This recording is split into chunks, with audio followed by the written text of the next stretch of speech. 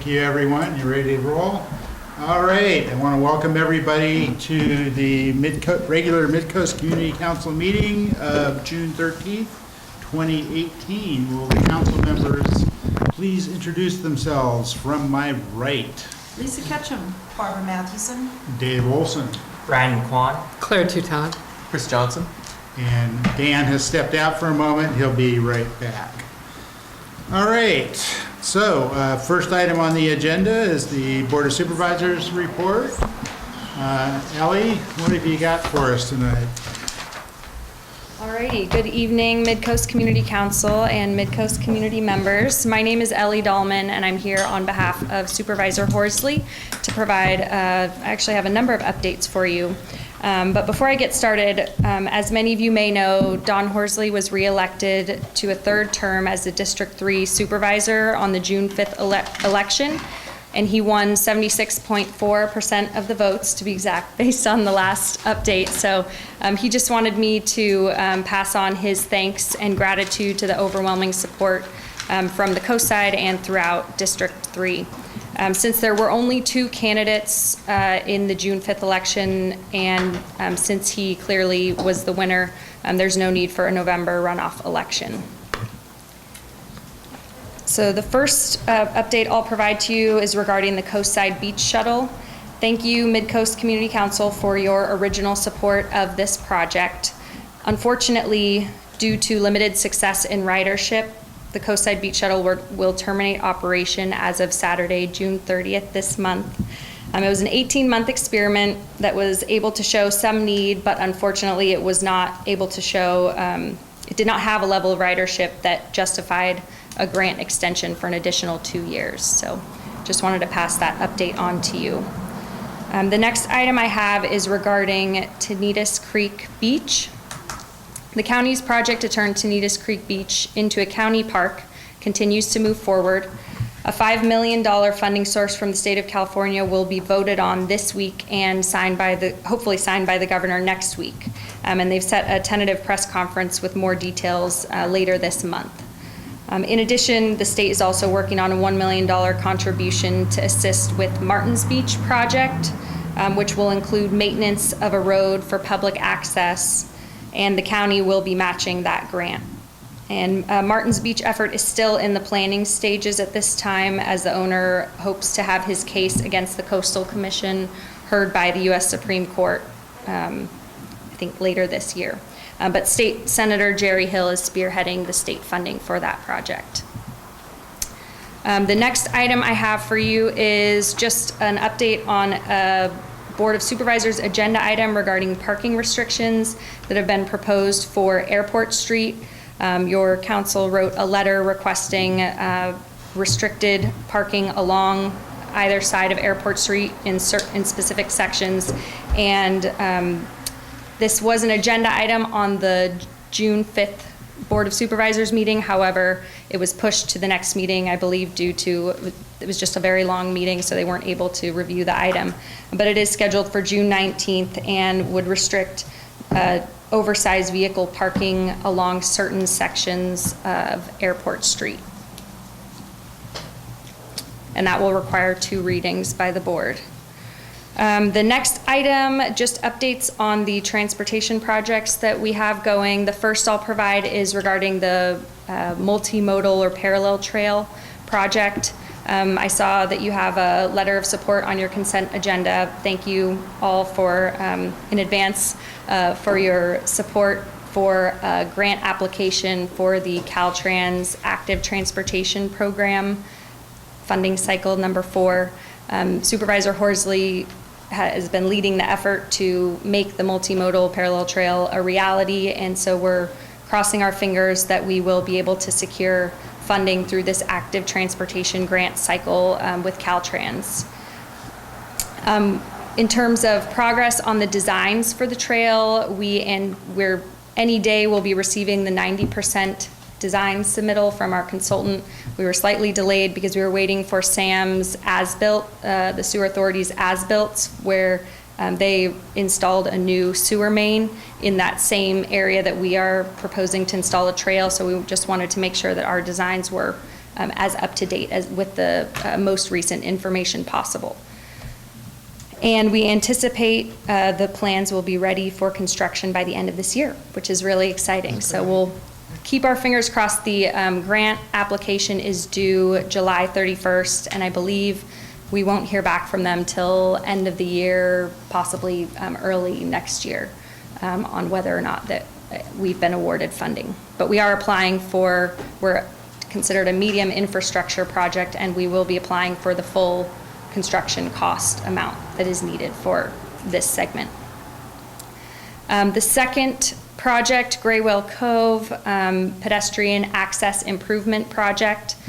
We are also putting together, under Supervisor Horsley's leadership, applications to secure grant funding for 100% of the construction phase for Graywell Cove. So I also would like to request that your council provide a letter of support in support of actually 2 grants that we are pursuing. One is also the active transportation program, because this is an improvement for pedestrians, and one could argue cyclists, but mainly pedestrians. And then we're also pursuing HSIP funding, which is the Highway Safety Improvement Program that is also through Caltrans, would also be potentially state and federal funds. So we'll cross our fingers that that goes through. But we have been moving forward with discussions with our consultant in laying out the details of the design, as well as Caltrans, to be sure that they understand what's going on and that they are on board. And we recently became aware of a non-negotiable requirement of Caltrans, which is that the improvements be ADA compliant and allow for ADA access across the highway. So as a result of this requirement, we've had to move the crosswalk from the original location that you've seen in the designs that we've presented to a location that's a bit further south. So it actually is just on the other side of the proposed driveway of the parking lot.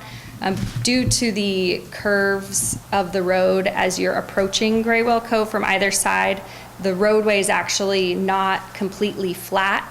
It's super elevated, and unfortunately in the previous location that we had the crosswalk proposed, the grade was higher than 5%. It was actually closer, I think, to 8%, which is not ADA compliant. ADA compliant must be under 5%. So anyhow, I will share updated drawings with you that show the new location, and we will be using that design. It's still preliminary design, and we're still trying to lay out the details, pencil out the details, better said. So, but the ATP program grant is due July 31st, and then the Highway Safety Improvement Program is a little bit following that on August 31st. So we are gathering all of the necessary information and hoping, making sure that we check all the boxes to ensure that we have complete applications to secure funding to also make Graywell Cove a reality. And the last item I have for you is just a brief update. I'm not sure how much I've shared about farm labor housing with the Midcoast Community Council, but farms are an essential part of the landscape, economy, and community on the coast side. And for this reason, Supervisor Horsley has prioritized the creation and rehabilitation of farm labor housing to ensure that the workers and the labor that's needed to keep agriculture alive on the coast side have somewhere to live that's suitable and affordable.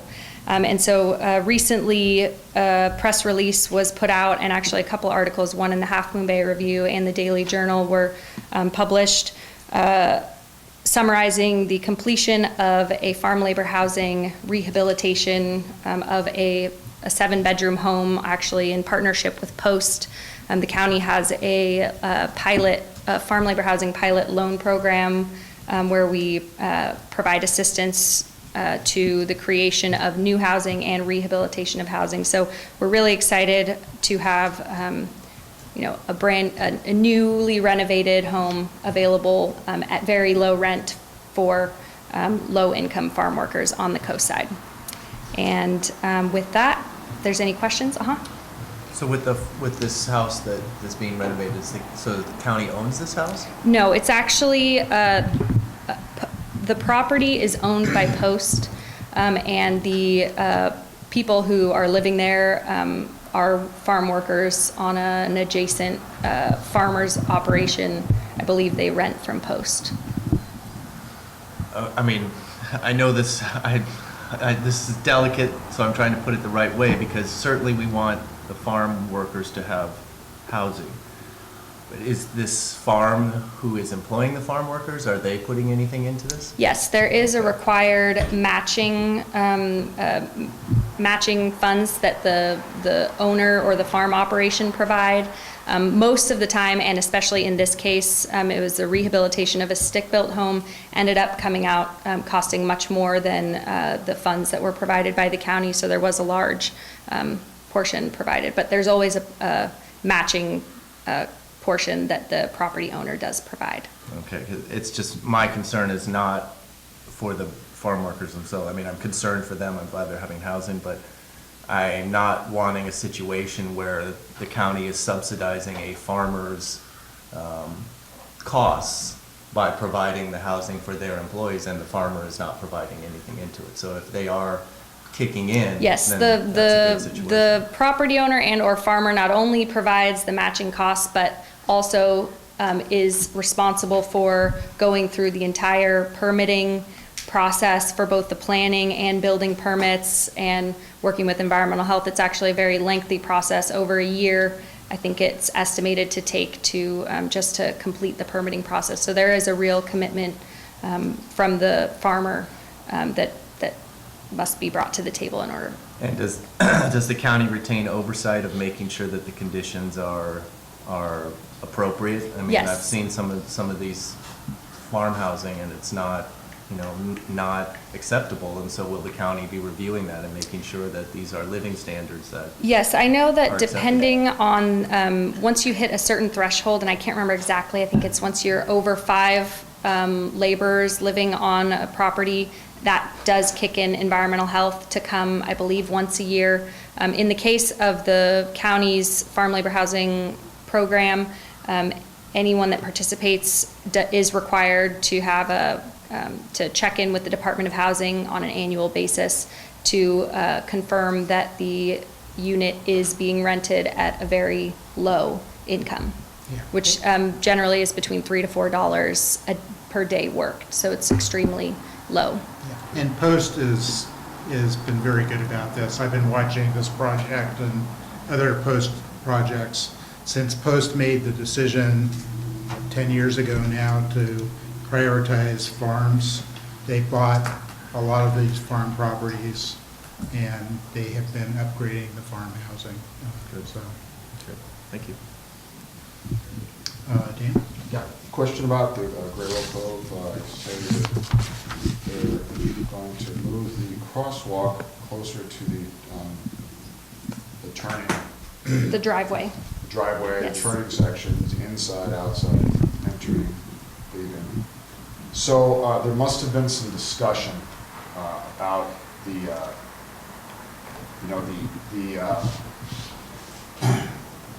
the negative safety aspects of that, having pedestrians crossing closer to where the cars are turning, which is also closer to the reduced line of sight around that blind curve.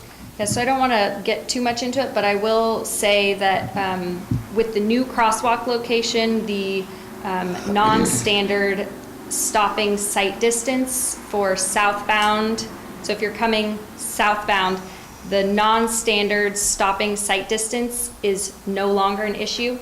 We are able to meet what is required as a minimum standard stopping sight distance for oncoming traffic.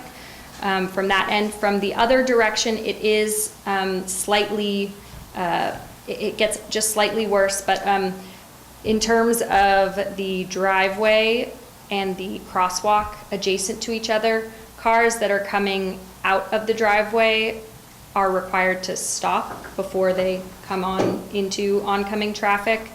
We've also, so that is not it's slightly worse for, I guess, for the, if the car is turning left because the vehicle will be passing the crosswalk. But I'd be happy to provide more information at a later date to help explain more about the new design. I think there are a number of pedestrian hybrid beacons, which is what we're proposing to install at Gray Well Cove, all throughout San Mateo County, especially on El Camino Real, that also exist directly adjacent to a driveway or a smaller side street. And so those are in operation and have been successful. So Caltrans is supportive of placing. Yeah. And at the meetings between Caltrans and the county's engineering consultant on this, there was a fair amount of discussion about pedestrian safety at the previous location because it's right at the bottom of that hill where people are at maximum speed.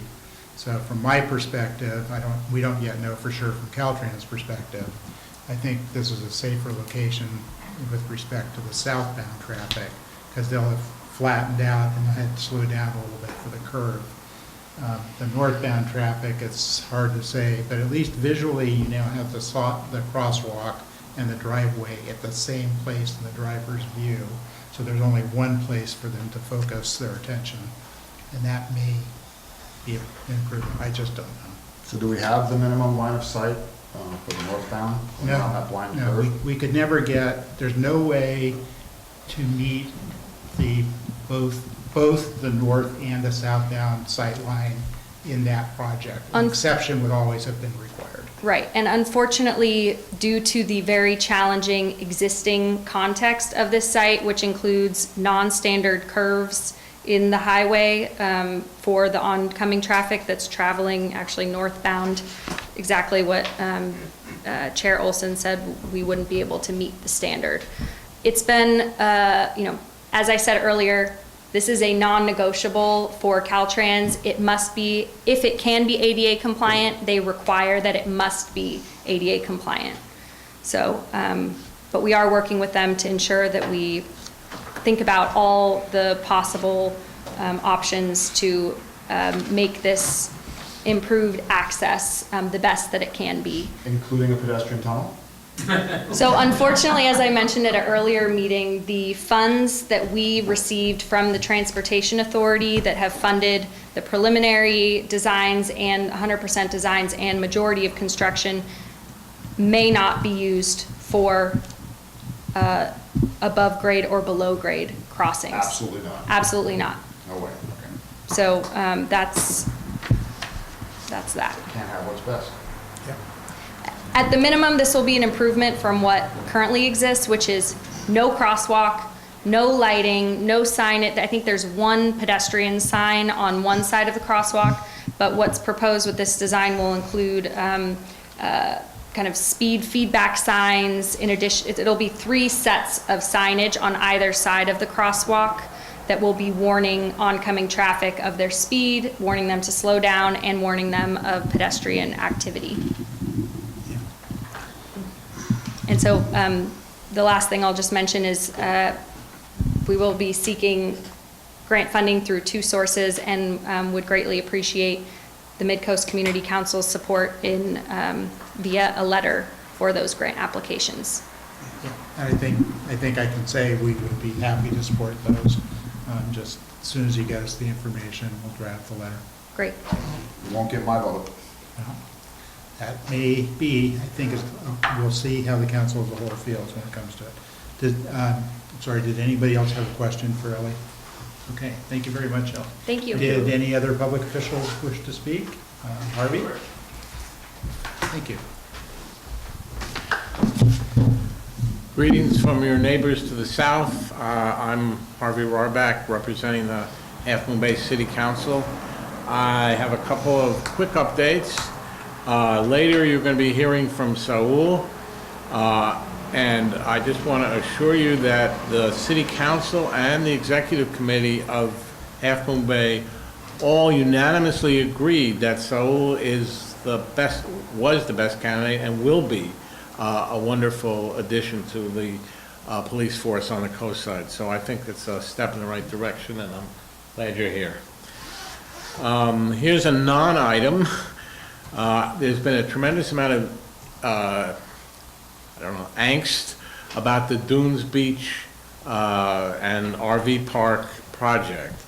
And I can report to you today that there has been no formal project submitted. So I wish I could give you an update on the status. You probably know that that area is a planned unit development. It would require a specific plan.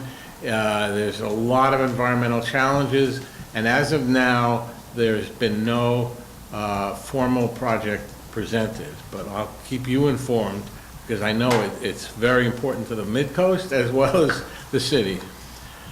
Some good news, the library is on schedule and most likely will open sometime early August. And when we know when the ribbon cutting for the library is going to occur, everybody will know. And, you know, it's not just Half Moon Bay, it's the entire coastside library.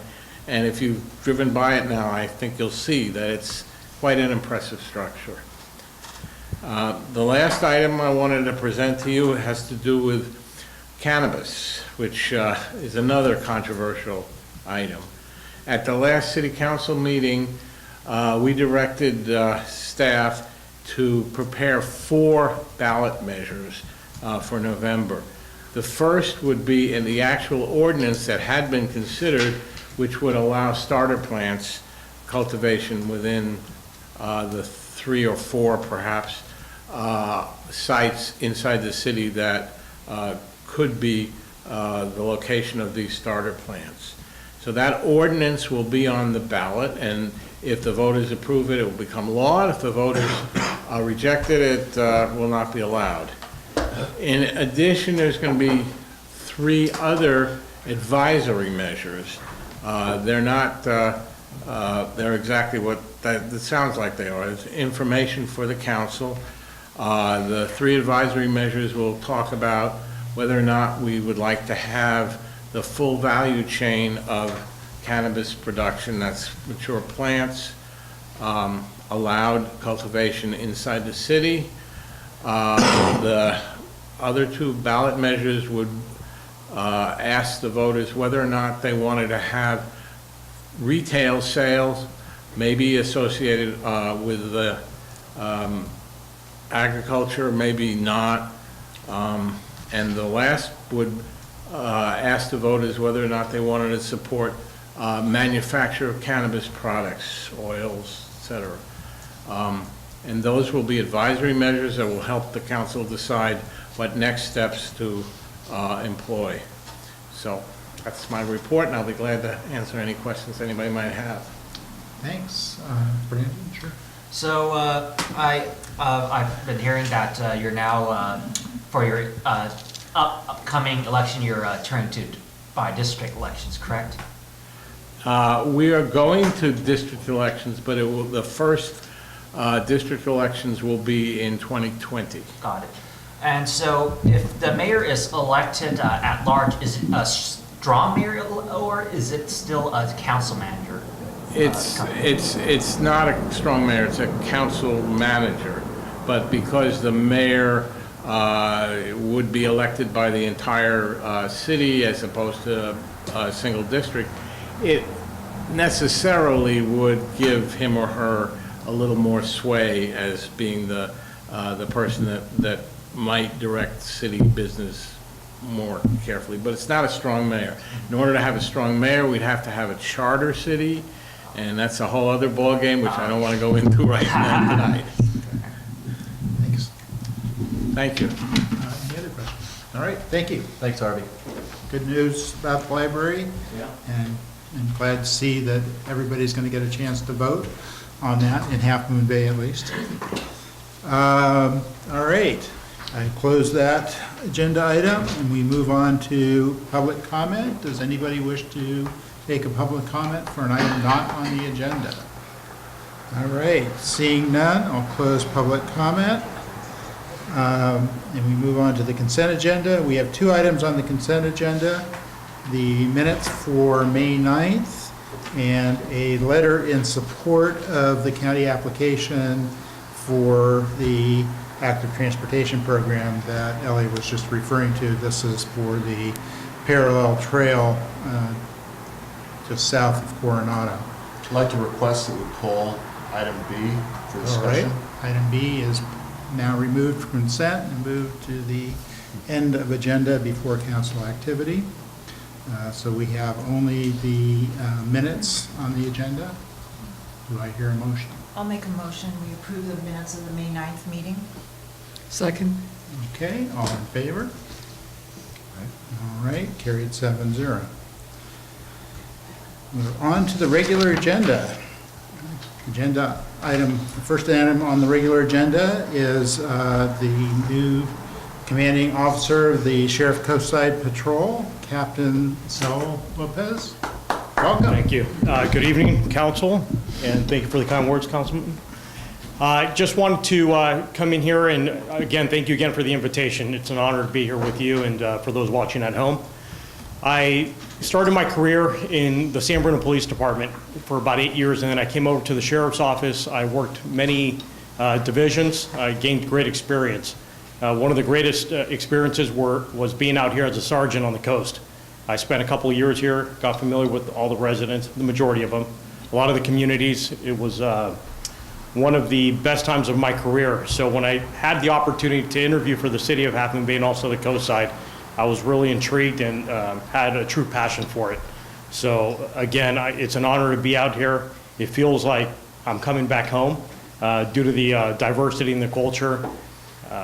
I come from a background of immigrant parents who were farm workers themselves, and they gave us every opportunity to succeed. So obviously I'm living proof of that.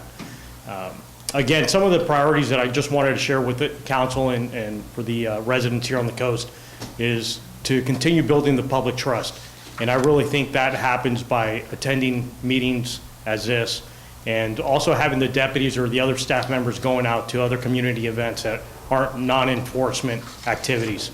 I know a few years ago when I was a sergeant here, we had a great activity at the Pillar Ridge Park where one of our deputies did a great job. She had a lot of stakeholders from the county come in and just provide not only services, but actually let the community see what the county had to offer, not only the sheriff's office, but work together with all of you and also with Department of Education, our Care On program, which is very active out here on the coast. They do a lot of parent project activities, and I have some other plans for not only the city of Half Moon Bay. As all of you may know, we split the captain position or the chief position 50-50. So I truly am going to dedicate myself 50% of the time to each of the communities, including Pescadero. So again, I think being out here, communicating with everyone and collaborating with all of you and also with a lot of the other stakeholders and county providers. So I just want to say hello and thank you again for the invitation. Does anybody have any questions of me or anything that I can address? Sure, Brandon. So I have a few questions. The first one is, I don't know if you know the answer to this, but what's your policy in regards to handing out CCW permits in San Mateo County, especially regarding rural areas? So our I'm not an expert in it, but I did work in professional standards, so I have a small amount of knowledge in that. There is an application process through the sheriff's office. Mm-hmm. It's vetted, the person's interviewed, several different layers of interviewing, and then it's final approval by the sheriff.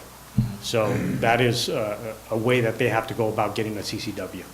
I'm pretty sure I know what it is. I was just going to say, Okay. For those who don't know, could you I'm explain sorry, what yeah, that is? concealed weapons permit. So anybody that has a business or feels that they are in need of a concealed weapon, as most law enforcement officers, when they're off duty, they do wear a concealed weapon, or most of them. A lot of business owners or people that are in certain high value businesses, jewelers and other type of folks, they tend to apply for those type of permits.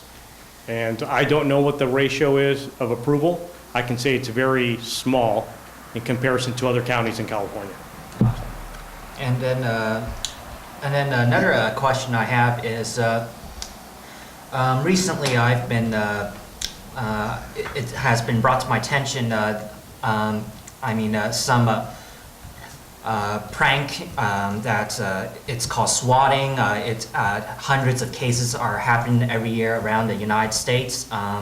It's been costing police departments lots of taxpayer funds, and it's frankly can put both victims and police officers in danger as well.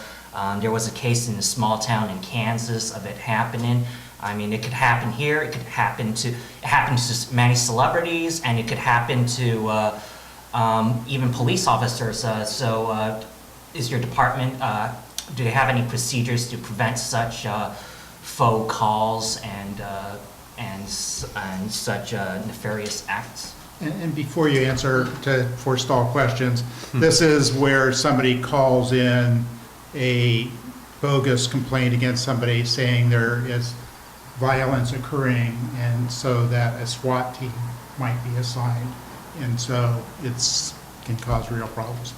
Yes, so to simplify and summarize that question, when a 911 call goes in, and there's a series of questions that Public Safety Communications will ask the reporting party. They will filter that call. There's a call taker. That goes out to our deputies. Deputies will respond to any emergency and take it as such. Once they establish a perimeter, or they make contact, there's every single effort, multiple efforts to make contact with any resident inside of that home. Usually if there's a prior incident at the home that we've responded to, we're gonna put a flag. We call it flagging the resident. So dispatch will already have knowledge of the resident, and for the most part, we will have that home phone number or an emergency contact for the majority of residents that we've come in contact with. So to answer your question, we haven't had an incident like that, thankfully, but it does take, again, several layers, at least in our sheriff's office, to get SWAT approval. I mean, it actually goes up to the undersheriff to get approval to deploy the SWAT team. So we don't just deploy the SWAT team like other jurisdictions. It really does have a lot of layers. And there's actually, if time is on our side, we will create a report, a threat assessment report, before we even deploy the SWAT team. Yeah, So- because sometimes some hints such as suspicious number outside the country might give a clue, because, I mean, some callers came from the UK, from Canada, so. And then final question is, there has been a hit and run incident in Miramar where this beautiful BMW crashed this house. So would your department be able to enforce, reckless driving and speeding laws around the neighborhoods better? Absolutely. Actually, the incident you're talking about happened last week, and I've been in contact with the owner, who's out of the country. And again, that's an incident where if in law enforcement, if they don't see the speed violator and there's a report, unfortunately, the law does not allow us to cite that person after the fact. So we have to witness it firsthand in order to enforce the laws that are in place now. So there's extra patrols going on in every neighborhood. Sometimes there's an increase of traffic complaints, so we'll concentrate it in that specific neighborhood.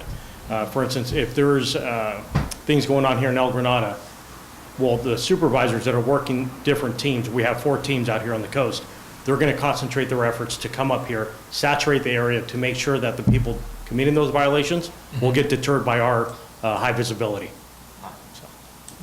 Thank you. Anybody else on the council have a question? Dan, go ahead. Yes, sir.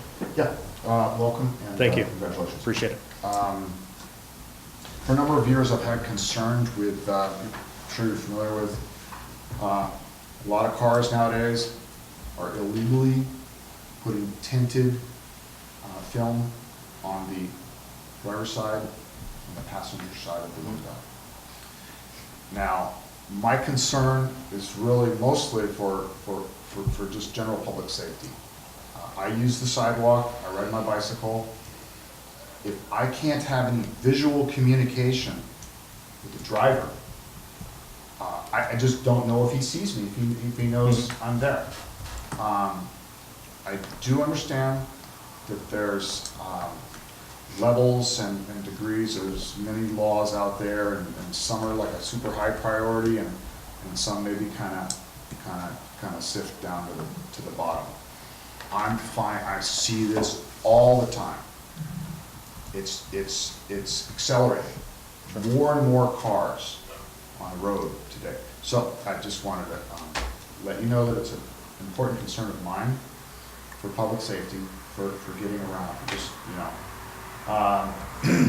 one little thing could just clog up the highway and just cause. Absolutely. So just want to let you know that is a Thank you. concern, and hopefully, whenever possible, enforce. No, absolutely, and I understand and agree with you. It is a public safety, danger. Obviously, people with tinted windows. So, again, another traffic-related issue and response. It would be firsthand knowledge or firsthand witness of that violation. So, in California, you can't have any tint, any degree of tint with your front passenger or driver's side windows. So in other states like Arizona, they allow tint all the way around because of the heat.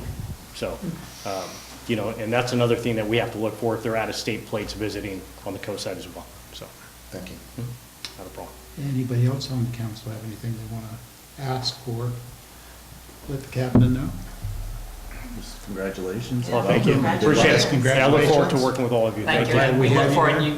to having you in some time in a meeting in the future too. Great. Absolutely. Yes. Thank you so And much. before you leave the podium, did anybody in the audience have a question or something they wanted to say? All right. Very Well, good. thank you very Well, much for Thank you so coming. much. Have a great evening. Thanks. Thank you. Okay, we're now on to 4B, the Caltrans Adopt a Highway program, and I understand Chris has a presentation on this one. Yeah. What just happened here? Okay. Interesting.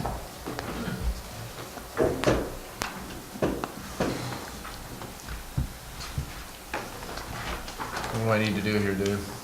Got it plugged in. Have you mirrored your screen? Which slideshow? See if There it it's- is. It's up. It's up there? Is this too dark? For anybody? No. Okay. Okay. All right, so we had discussed some, when we were, I think last meeting, we were discussing the highway frontage through Moss Beach, and, some of the businesses have unfettered access to the highway, and in that discussion, it just brought a higher level of thought to this section of highway, and there was some discussion of, well, maybe we could participate in this section of highway some way, and an idea was brought up about the Adopt a Highway program that Caltrans has. So Barbara and I looked into it and thought that it might be a good thing for the MCC to do. So per that, we've come up with a presentation to look at the Caltrans Adopt a Highway program, see if it's appropriate for us, and see if we want to do it. All right, so overview of the program. So it was established in California in 1989. I think California was the 20th state to have an Adopt a Highway program. Since that time, more than 120,000 Californians have participated. Right now, there are 9,706 shoulder miles of highway currently adopted. I have no idea what the full amount of shoulder miles is in the state, but 9,000 is a significant amount. Just in a 4-year period from July of 2012 to June of 2016, 77,000 cubic yards was picked up, and Caltrans is saying that this program saves about $18 million a year for California taxpayers. They have a kind of a motto with this program that it should not cost money. So the savings of $18 million offsets the cost of the training and the supplies that Caltrans provides, and we'll get to that in a second. So, active adopters of in this program right now, there are 3,033 active groups who have adopted a section of highway in California, comprising 11,594 people. There's two types of ways to participate in this program. One is called volunteer adoption. We'll get to that in a second. So 73% of adopters are in this volunteer category. 27% of adopters hire a contractor to do the work for them instead of actually getting out on the highway themselves and doing it. So adopt a highway opportunities. There's a couple of different ways that a group can participate in this program. You can donate materials, equipment, and services for roadside maintenance or enhancement. Or you can provide services, including litter removal, graffiti removal, vegetation control, tree planting, and wildflower planting. And when we think about that, the logical thing that Barbara and I were thinking of is the litter removal. But we've had discussions in this body about Caltrans's lack of or not aggressive enough pruning of the highway in certain sections of Montera. So as we discuss this, council, think of, would we want to do the litter removal in Moss Beach, or would we want to do one of these other things, tree planting, wildflower planting, vegetation control? Again, it depends on if the section is open. So currently that section of Montera is already adopted by a different group, and they're doing litter removal. Do we know who? Coastsiders.com. Yep. All right. So what are some benefits to the community of the Adopt a Highway program? Well, cleaner, more beautiful roadsides, and as a result of that, less trash and pollutants entering the waterways, and also a level of civic responsibility and community pride. I mean, I think that everyone feels better about their community when it looks like this, although there's one lone piece of trash there. But I think everybody would appreciate it looking like this as opposed to some cans and some bottles and a fast food bag and stuff like that. So, this is the kind of thing that gave Barbara and I the idea of Coastsiders really feel strongly about their communities. Well, here's a way for the MCC, which every person on this body feels strongly about the Midcoast, to kind of put their money where their mouth is, so to speak.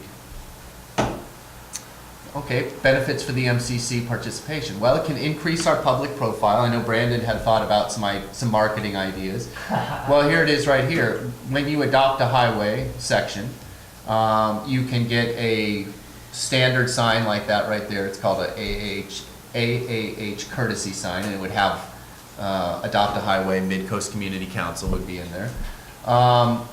So that raises the visibility, the public profile of the MCC.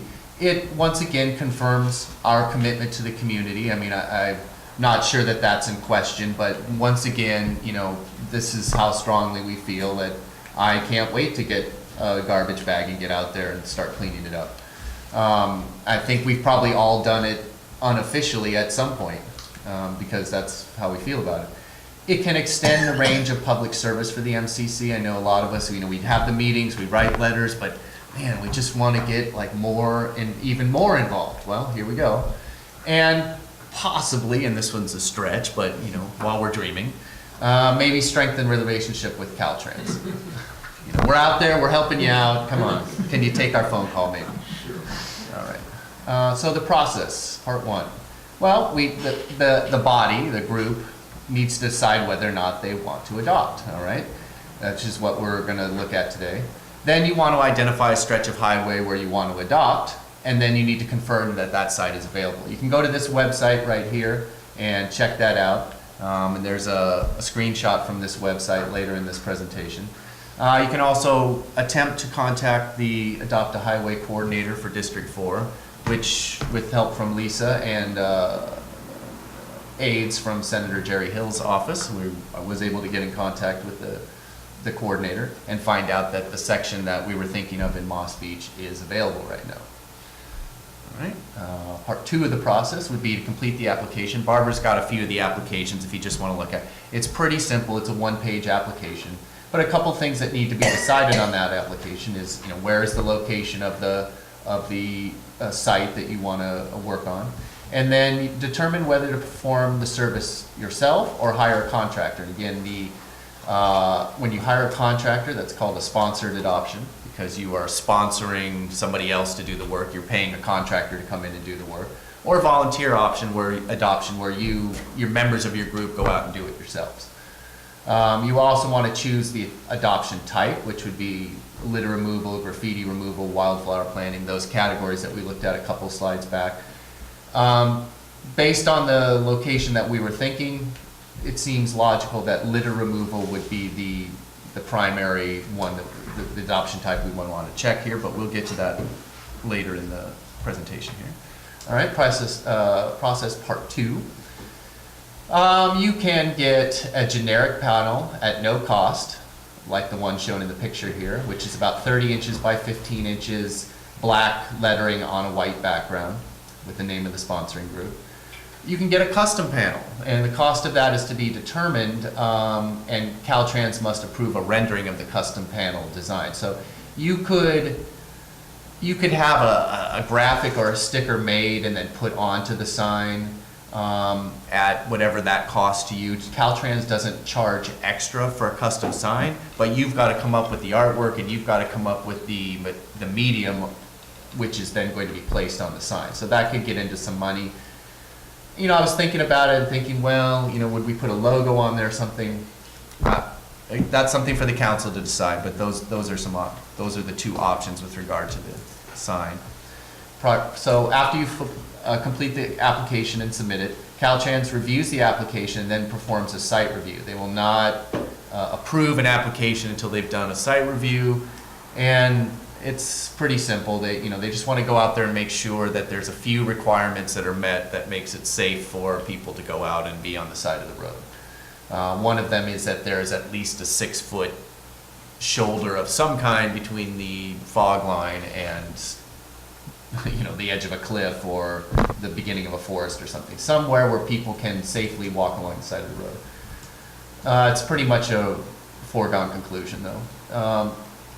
Then Caltrans will offer that site to the applicant group, and if the applicant group accepts, Caltrans issues a 5-year encroachment permit for no cost.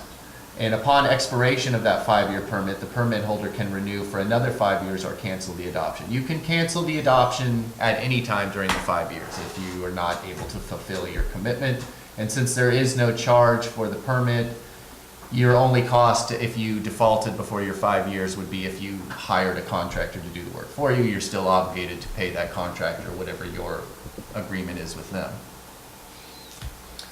All right, the commitment from Caltrans. Well, there are no fees, not for the program, not for the supplies, not for the encroachment permit. So I was under the impression before we looked into this that there would be some kind of application fee and that we would be paying Caltrans for the privilege of doing this, but no, everything's free. Caltrans provides all litter removal materials and supplies, so the pickers, the orange, the Dayglow vests, the bags. They also come and pick up the bags, so remove the litter that's picked up. They provide safety training for adopting groups and additional documentation. The MCC's commitment, should we decide to adopt. We'll be responsible for about a 2-mile stretch of highway. I think Barbara actually measured it out. It's 1.3. It's between post-mile markers, which mile markers 34 and 36 is the one we're looking at. It would seem like it's a 2-mile stretch, but Barbara measured it out. I think she said 1.3 miles. It would be both sides of the highway in both directions. There's a 5-year commitment. Again, we could default on that if we wanted to, but that's something I would want the council to consider if we were going to go ahead with this, that we're in it for the full 5 years. You need to perform a cleaning at least 6 times per year, including one within the first 30 days of the permit being awarded. So they don't want to give you the permit and then it's 6 months till you get around to doing something. So you have to get out there for the first time within 30 days of getting the permit, and then it's 6 times a year at no specific schedule. Excuse me. Though you must notify Caltrans between 5 and 30 days in advance. So they. You're gonna go out and do it? Yeah. There are some requirements. For example, the designated group leader and alternative group leader must attend a Caltrans safety orientation meeting before any work can begin. So they got to check that box that the 2 group leaders have done that, And you need to notify them 5 to 30 days in advance in case they're doing some construction work there, the road's shut down, there's some special event, something going on that they need to put it in their scheduling. Here's some resources for Caltrans. James Kennard is the District 4 Adopt a Highway Coordinator. He's the person that we will be dealing with. You can go to the Caltrans AAH webpage. It has a lot of links and a lot of information. The program brochure is pretty informative. And you can go to that additional AAH information link at the bottom there. There is a ton of links to different handouts about the program. All right, so here's the proposal for the MCC. This is the stretch of highway there. Sorry, it's a screen grab of a screen grab, I think. So it's a little blurry, but it starts out. We're starting at mile marker 34, which is about halfway up the Is it airport. Cypress? No, it's about halfway up the airport. Down here somewhere? It's at Further this down, further northern down. part of the runway. Yeah, right about there. And it goes, and you can see it's kind of this brown color. That indicates this is from the site where you would go to see if this section of highway is available. It is available. It's in the brown. If you go right up to where Before you go on, where's Yep. 36? it's right where it turns red and blue up there. By 14th Yep. and Yeah. Montero. Yep. And that red and blue indicates that that section is already adopted. So this section is available. And it's the official title of this section is SM1, post miles 34 to 36. So my proposal to the MCC is that we would adopt this section of highway. We would have a generic sign. We would do the volunteer adoption and actually do the work ourselves.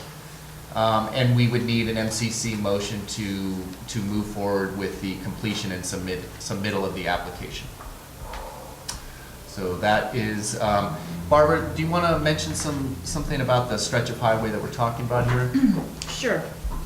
It starts out at, like I said, this northern end of the runway at the airport, on the west side of the highway, and at Etheldor and Highway 1 at the beginning of Moss Beach. And it will go all the way through to 14th Street in Montero. There's a ample shoulder all the way up on both sides where there'd be room for us to work. When you're driving, you don't really see the litter, but when you stop and get out and walk along, I started just taking pictures and I found a Safeway bag and I started putting litter in it, and I could have just kept going. There is litter, there's a lot, and a lot of cigarette butts. Then on the west side, there's a lot of the pampas grass starting to come up and come out into the highway too. So I don't know if we wanted to do any of the plant eradication, but litter definitely. I've talked to a couple of neighbors about it. They're all for it. They'd even be willing to volunteer if we, and help clean it as well as just the council doing the work. But I think it would be a greatly appreciated thing to do. And it is one of the only parts that's not adopted, and it's been available for quite some time. And Moss Beach is it's one of the 5 communities that the MCC represents. This is the only community in the Midcoast that is bisected by the highway. And this is kind of incorporates both the commercial district, of Moss Beach, the airport and the fields next to it, and then heading like around the corner past Valimar Bluffs there. So it's a prominent section of the highway, and I feel myself personally as a Midcoast resident and as a member of this council, I would be very proud to participate in this program and help keep that section of highway looking good. So that is our proposal. Do we have any questions? Well, I have a couple clarifying questions before the council dives in. Ones that I suspect everybody would have sooner or later. Is 2 miles the nominal thing they always do? In terms of the unit length? Yeah. Yeah, you would, well, I mean, so post miles 34 to 36. So forget the exact thing, Yeah. but I'm just asking, That- the program talk about 2 Yes, mile 2 chunks? miles, Yeah. yes. Okay. Can you do more than one thing? Can you do both litter and vegetation, or are that two separate applications? You can, no, you can mark those, there, she has the application right there. I believe you can mark multiple Right, you can mark categories, yes. Okay, but not only can you mark them, but they grant for multiple. That's what Yes, I meant. yes. Yeah. Now, I wasn't able to discern from their language, does your chance of being approved or accepted increase or decrease with multiple categories selected? Would they rather you have just pick up the litter? Like, don't bother us with the saws and that wasn't clear from the literature, but you can apply for multiple categories and be responsible for multiple categories. Okay, and one other thing I didn't hear you say that I sort of expected to hear was liability insurance. Yeah. No, the Caltrans takes that on. Caltem to cover Yes, the. yeah, we do not have to get, the body does not have to get insurance for that. Okay, and they do need an identifiable body. Typically, you see a family, a company, a community organization. Yes. So, okay, Yep. great. Thank you. Okay, other clarifying questions from the council. Claire? If, I'm adding on with what Dave was saying, if we got some community volunteers that wanted to do this with us, are we responsible for them in any way, or are they covered by the same liability with the state? We would have to set up a subcommittee for them to be quote-unquote part of MCC. But if we did that, then we could, because I would think this would be something that we would want to involve community members with. That would be something that the MCC, the Caltrans would not care about that. As long as MCC is the identified Right. organization. Now, how we wanted to organize that within our adoptive group is up to the MCC. Per Caltrans, again, you cannot step 1 foot onto the highway until the 2 group leaders have gone through the formal program and been signed off by Caltrans. So that's why if we hired a contractor, that contractor would have to have liability insurance. But since we are looking at doing it ourselves, Caltrans puts us under their liability umbrella and provides us with this training. And us would include people that work with us. Well, they would give the group leaders training, and then it's the group leaders' responsibility to have a separate, not off-site, so you can't do it like, okay, everybody meet me at mile marker 34, we're gonna have a quick confab and then we'll hit the highway. You have to have an off-site kind of training of your group Okay. before you can then go out on the highway and go do it. And so that's another reason why you have to schedule with Caltrans, and they want to check that box. Okay, the group leaders, we've got them checked off, they've had their group orientation training meeting, this group is good to go. So, my question is, when they say we're responsible for cleaning those 2 miles of 6 times a year, you have to clean all 2 miles in one of those times, No. right? No. No, Oh, okay. Just one you can stretch. divide it, you can divide it up. All right, got it.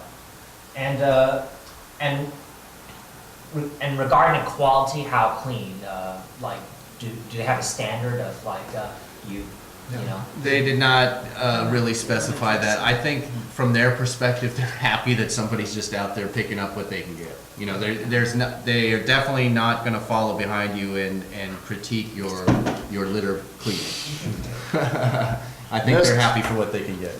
You missed a tissue. Yeah, right. Go back. We're fining you. It's $1,000 fine for every piece of garbage that we miss. What in theory they can do is say, you're not really doing much of a job, we'll hand it over to somebody else if somebody else wants it. That very rarely, if ever, happens, but I would hope that we would get, I would get a tap on the shoulder from James Kennard saying, could you maybe do a little bit better. Well, we're putting our name out there, we're gonna be motivated. Exactly. Yeah. and that's true of anybody who does it. Other questions? Question, yes. Yeah. So if another, local group wanted to help us, they would, and they wanted to just help clean, if it was officially with our action, we would need to make them, each person that's gonna be on the highway cleaning, participate in our training? I mean, We would can need, it- we would need to train them. yes, because Our leader would Right. need to train them. we are gonna be the name, the But- MCC is gonna be the name on the application, and so then we will have the group leader and the alternative group leader, and it's those two people's responsibility to go to Caltrans and get the specific training, and then downstream that training to their group.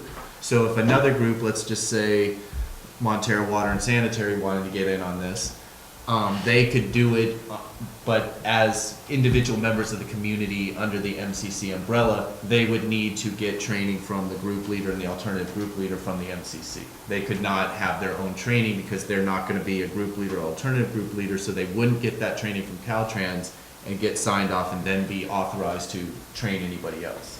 So they could join our group, but it would be under the MCC umbrella with training from the MCC group leaders.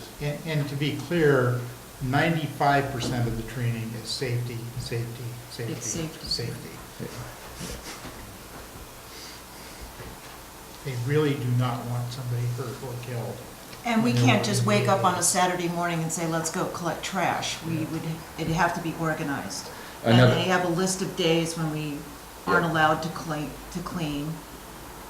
Another reason we have to give them 5 to 30 days notice is they need to make the supplies available to us, and they need to schedule the pickup of those bags that we fill up and stuff, so,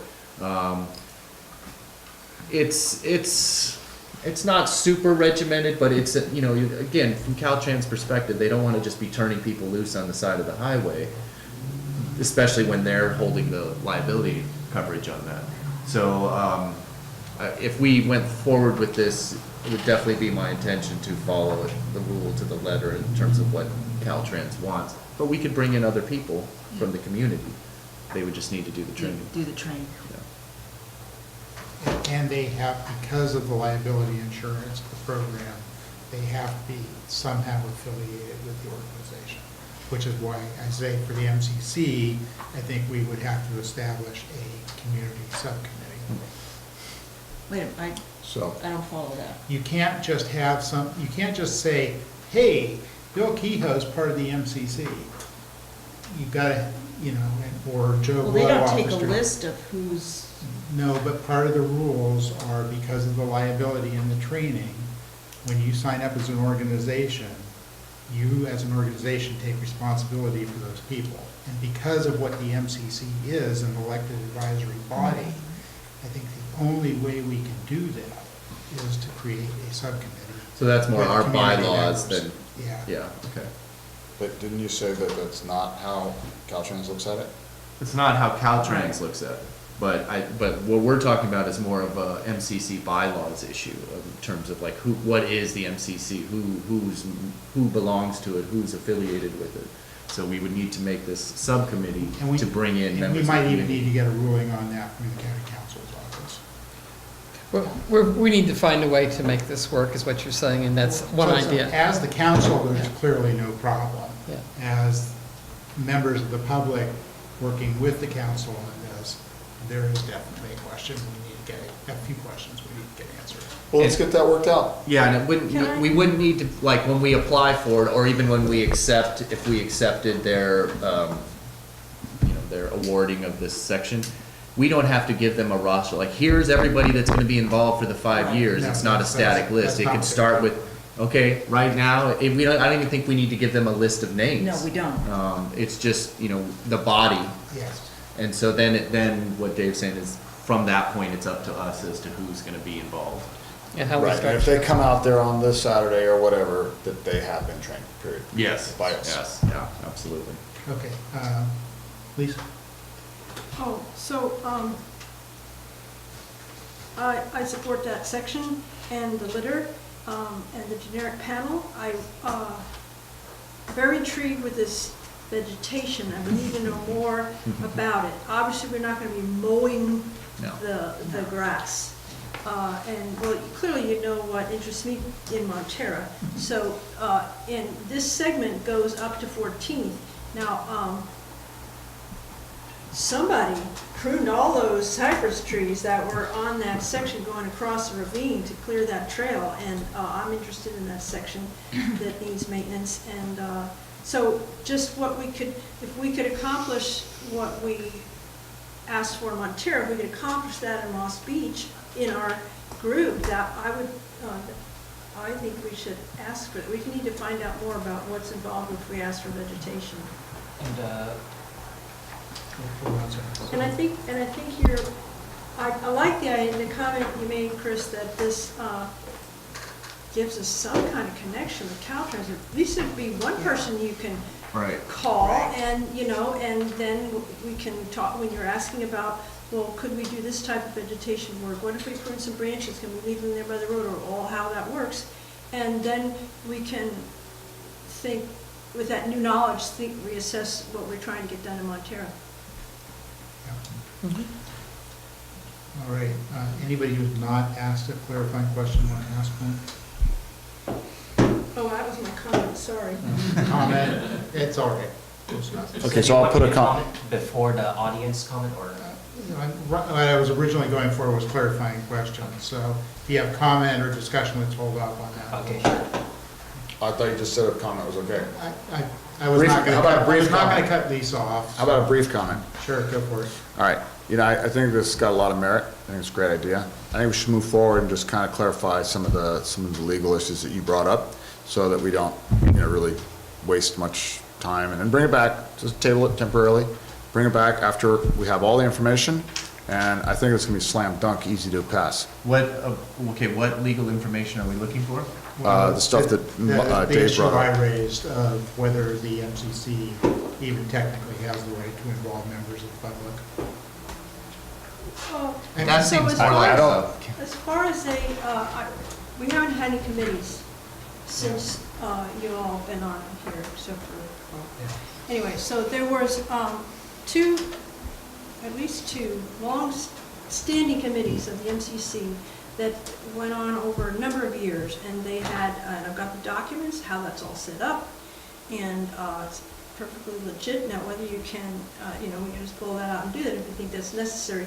The only thing is it removes the spontaneity of, it makes it, okay, maybe the setup of that standing committee, when Lynn had the. So let me be clear, sorry to cut you off, I was proposing an ad hoc committee, so a different committee for each work Ad day. hoc is supposed to be temporary. It So is if this is temporary. for 5 years. No, it'd be one day. That's just a lot of work. Yeah, I don't think this needs Anyway. to delay our application. I No. think this is just, No, I completely agree with that. Okay. So I would like to make one thing clear. If we vote on anything today, I think it's going to be a preliminary vote, and I would suggest that it be just the MCC, not automatically assuming that it's members of the public, not excluding them, but don't vote yes on the preliminary if you think it's got to be somebody other than the MCC. I think we really need the council members themselves to be part of this if we're going to go forward. Well, I think that was our. I thought you said intent. commenting. Yeah, I'm trying to, okay, so, does anybody in the audience wish to speak on this? Okay, I have no, go for it, Carl. Come up to the podium, the video picks you up. You can see your way to go. Just a quick question, I think it was briefly touched on.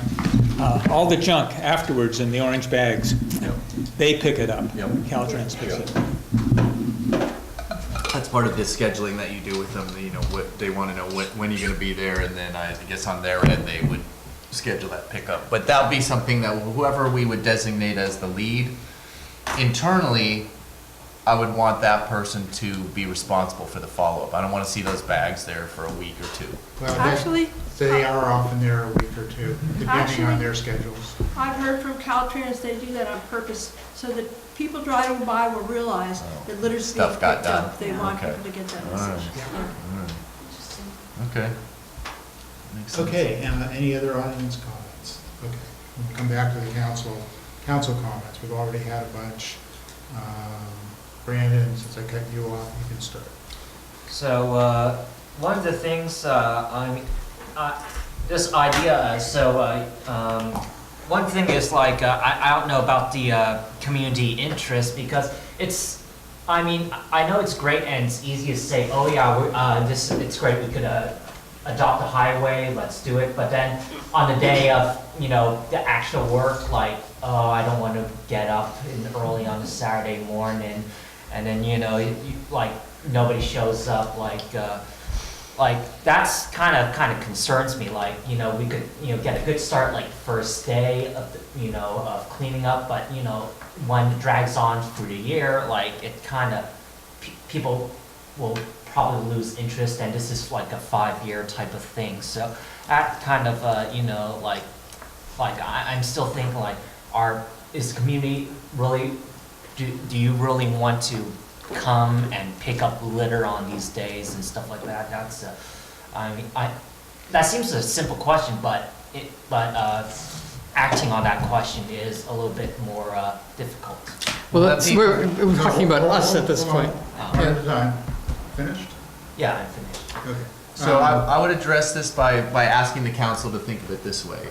Per tonight's discussion, and if we had a motion to go forward with the application, to consider that for right now, if it was just the 7 people in this room, that may be all there is. Is that enough for you to want to move forward with the application? My feeling personally is, if I could get the council to vote approval on this, that I would be fine if nobody except me and Barbara ever wanted to do it. I'm itching to get out there and do this as a community service, and I will do it myself or with Barbara or anybody else on the MCC. But that's I think how you need to think of this for tonight, is that it's just the 7 people right here. If we can get more, if we can figure out how to do it, if other people want to participate, great.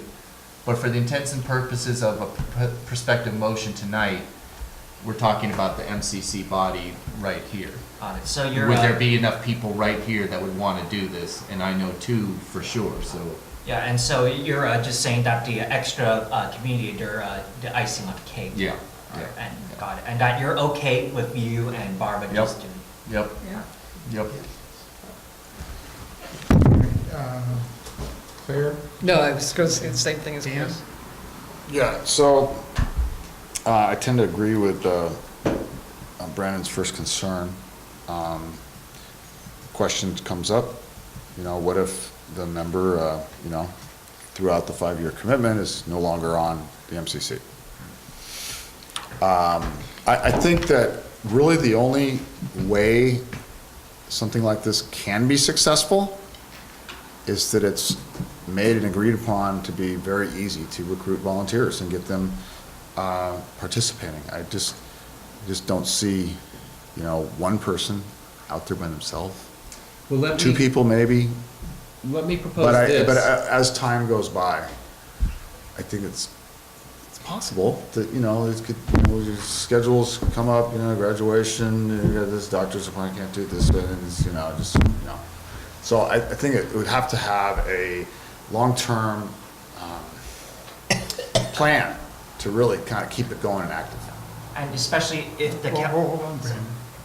You finished, Brandon?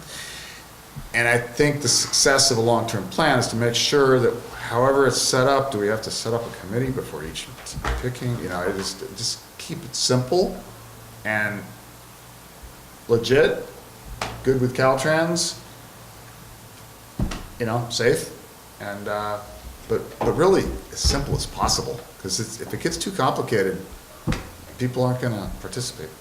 Okay. Lisa? So the way the Planning and Zoning Committee worked, council members could be on it, or they could appoint a member of the community to be on it in their place. So this leads me to think that this could be, like if someone on the council really isn't physically up for this, or not interested, they can get a community volunteer, or be encouraged to get a community volunteer to take their place. Or, in other words, this would be up to individual council members. Whoever you recruit, then, connect with the person in charge to get them trained. And I think it can work smoothly and simply. So I'm hearing concerns from the council. I'd like to make a comment first. So, having run volunteer organizations, you always get some people who won't show up. Even for the MCC, where we've all put in a lot of effort into this, made the commitment of running everything else. Sometimes somebody won't make it. But the reason they say 6 times a year is to spread things out. You're typically talking about 2 to 3 hours for each of those occasions.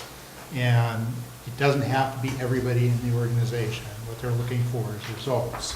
So I think personally, having done some of this kind of stuff, 2 people is the absolute minimum you want. A, something can go wrong, you want somebody to go for help. B, it just gets to be a real drag doing it by yourself. I mean, some of us have done that, some of us have gone out and done trail work and garbage pickup and everything else, but doing it for a longer term commitment. The other thing is, we're making the commitment as the MCC. Obviously, say in November, 4 new people replace the members, and they're just totally uninterested in doing that. Then there needs to be another meeting and decide whether we continue with the people who do want to do it or cancel. But you don't make the commitment lightly, especially when you're an organization like we are. So don't say, oh, well, we can cancel this in 3 months if we don't want to do it. We should only go ahead with this if we think we're really, as an organization, likely to keep doing it. And that doesn't mean every single person, it doesn't mean the same people every time. It just means we feel a real commitment for it. Hold on, Chris, and then you. Well, so I hear some reservations, some concerns, which definitely that in other organizations and other situations, I would be probably concerned about the same thing. Let me just remind you that I agree with Dave, we shouldn't enter into it lightly, but we can terminate our sponsorship or our adoption at any time if we feel like it's not working out. Also, for the purposes of tonight, maybe I would ask the council to think about a motion to complete the application, to go forward with the completion and submittal of the application, because then Caltrans needs to review it, and then they need to offer it back to us, at which point we could have another agenda item. Do we want to accept this? We could also consider that if we then accept it, then we have another agenda item possibly, but okay, internally, how do we want to manage this? Do we need to we're gonna set up an ad hoc committee before we do it, here's gonna be our leader. To me, the internal machinations of the MCC are not, shouldn't be the focus of tonight's motion. Do we wanna submit the application? That, to me, that is for this section of road, for volunteer adoption, generic sign, vegetation removal and litter removal, or which of the two, or which ones do we want to. To me, it's whether we go forward with the application tonight and not the really nuts and bolts of how would we actually, who's going to do it and when and how. May I make a motion? I'd rather let people get their comments out first, and then yes, we can make a motion. Well, Hold on, Claire first, then you. Very quickly, I agree, we shouldn't focus on the minutia, but if we do make a commitment to do this as a body, even if we do have 4 new people in November, I think we should make every effort to build into the expectations of the MCC member that we are doing this. Yeah. Can't force them, but I would think we should say that. Absolutely. so you talked about referring this to the county council. For me, I think that would be a first step, saying this to the county council, making a motion for asking Well, for. I think that depends on what the motion is. If the motion is for the MCC, and we're perfectly willing for it to just be some subset of the 7 of us, then that's not an issue. Got it. I would like us to go with that as part of that in our minds. I don't want the motion to make it explicitly only the 7 of us. But I don't think, as Chris said, and I suspect Lisa would have said too, I don't think we need that to go forward with the application. Okay, I think everybody's had a chance to comment at least once, unless you want to say something more, Barbara. Well, I just think it puts us out there as a council. It gives us more exposure to the community of what's the MCC, for those that don't know. And I just think it's a good thing for us to give back to the community. Most of us, when I go out for a walk, I pick up trash anyway, so I think most of us do that, so. Might as well do it and get some recognition for it. Yeah. All right, Lisa. So the two signs at each end of Moss Beach have said available as long as I can remember. And there are many people who don't know what this body is. So there's two signs. People may notice it because it looks a little bit different. Oh, Midcoast Community Council, so there's that. And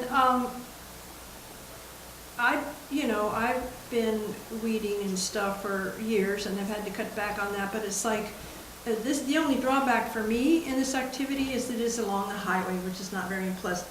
But, if you have company, and it's only 6 times a year, and it's this worthwhile thing, I think that motivates me.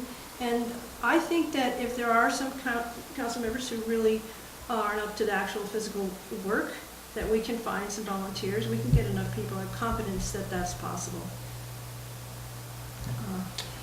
So I would support. Can I make a motion? You may make a motion. I move we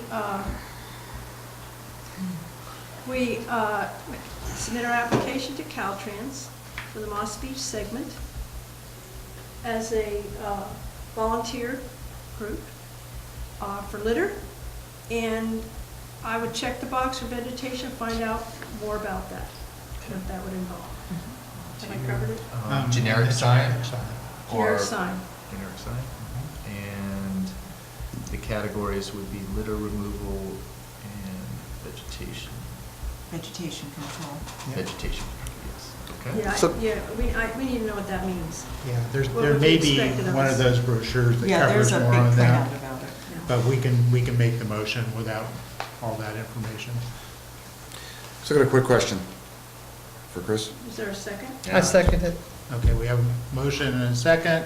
Discussion, Dan? Okay.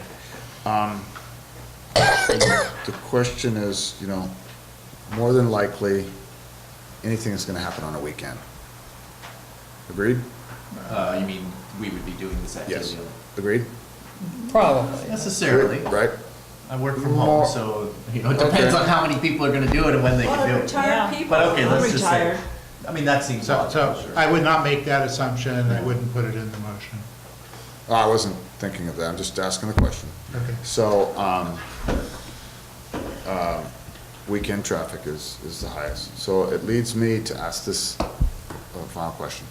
Is there a limitation towards, the hours of the day that and also the duration?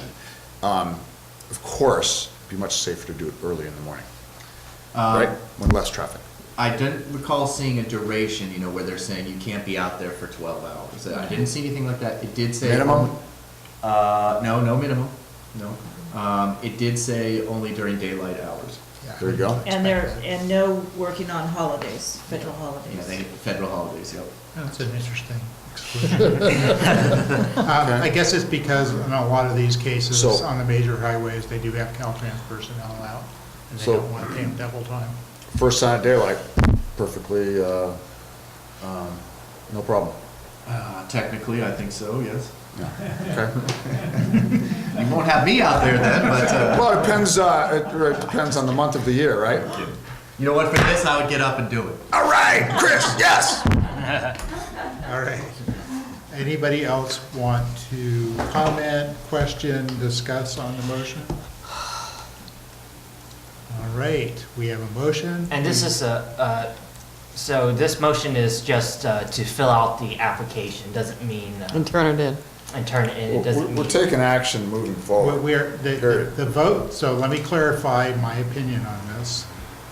The motion is to commit the MCC to go ahead with this, possibly with some minor modifications through the application process. Assuming that Caltrans approves it, it's a go.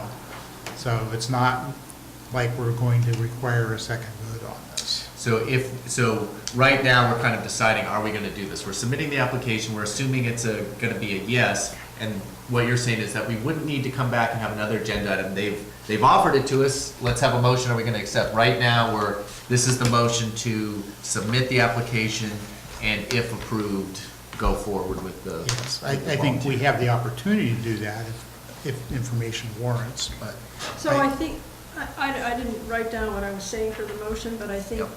when I said litter and vegetation, I think there is a qualifier on the vegetation. We initially apply for that, and then we find out maybe Yes. that's not for us. Exactly. But still, we're gonna be in adopting the highway one way. or Yes, the yeah, other. and when they offer us the, okay, we've done the site review, we looked at your application, we're offering you this, if we at that time decided, oh, you know what, that vegetation control is not what we were thinking of, we can still just get the litter removal. Yeah, I think that it's well within the scope of the motion that Lisa made. All right, any other questions, clarifications, objections? Can we make a motion to delay this vote to their You can meeting? always request an amendment, you have to get a second. Do you want to do that? Yeah, because I don't really know what, I just am stumped on whether to vote on this or not, so. Well, I don't think that that's a reason to delay.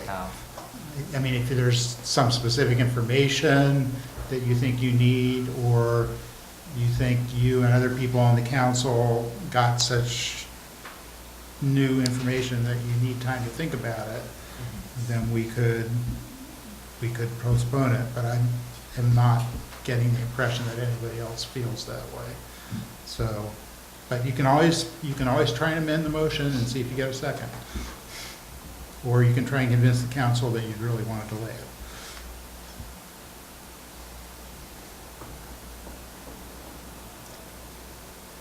You could abstain on the vote. Yeah, you can do that too. And again, we're not committing all 7 members of the MCC to go out and do this. This is the MCC as an organization. It's at will, whoever wants to. Well, we are committing that a minimum of 2. We Right. didn't say that, but that was my interpretation, yes. On any given day, not necessarily the same 2 every time. And we did take a straw vote, and there are at least 2 that are willing to do it no matter what, so we would be represented. You can add me to that list. So, okay. And a so- trained person has to be at each event. One of the co-captains, or one of, Yeah. Yeah. right. So they would require that maybe alternate every 4 months, or whatever. And you can have more than 2, I believe.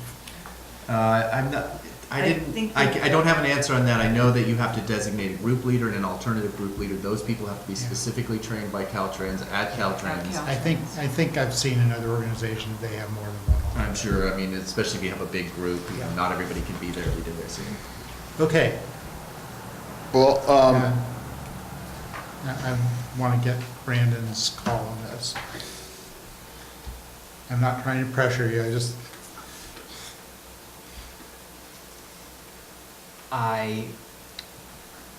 I'm personally, for me, I'm a very busy person. I just got out of school a few years ago, and I'm trying to make a living in the savings. we're not demanding that every council member sign up for this.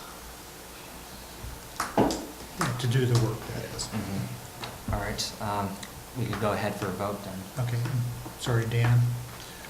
well, it sounds like, I don't know if it's part of the motion or not, but it sounds like it's an agreement that Chris and Barbara could take it on, at least for this, for the starting of this. Yeah. And as I said, you can add my name to that. We will, And Dave is a Barbara and I will complete the application. and alternative submit it. alternate. Okay. Okay. All right, I'm hearing no other discussion, no amendments. I'll call for a vote. I don't think we need to reread it because I think we all talked about the details often enough. All in favor of the motion? All right, carried 7-0. Thank you. Thank you for all your work, Barbara and Chris. Yeah, thank you. Pass me the projector. I'll be an extra large on the desk. Okay, and our next study session, our next item on the agenda is study session on local government and independent special districts. Lisa will have a presentation and discuss.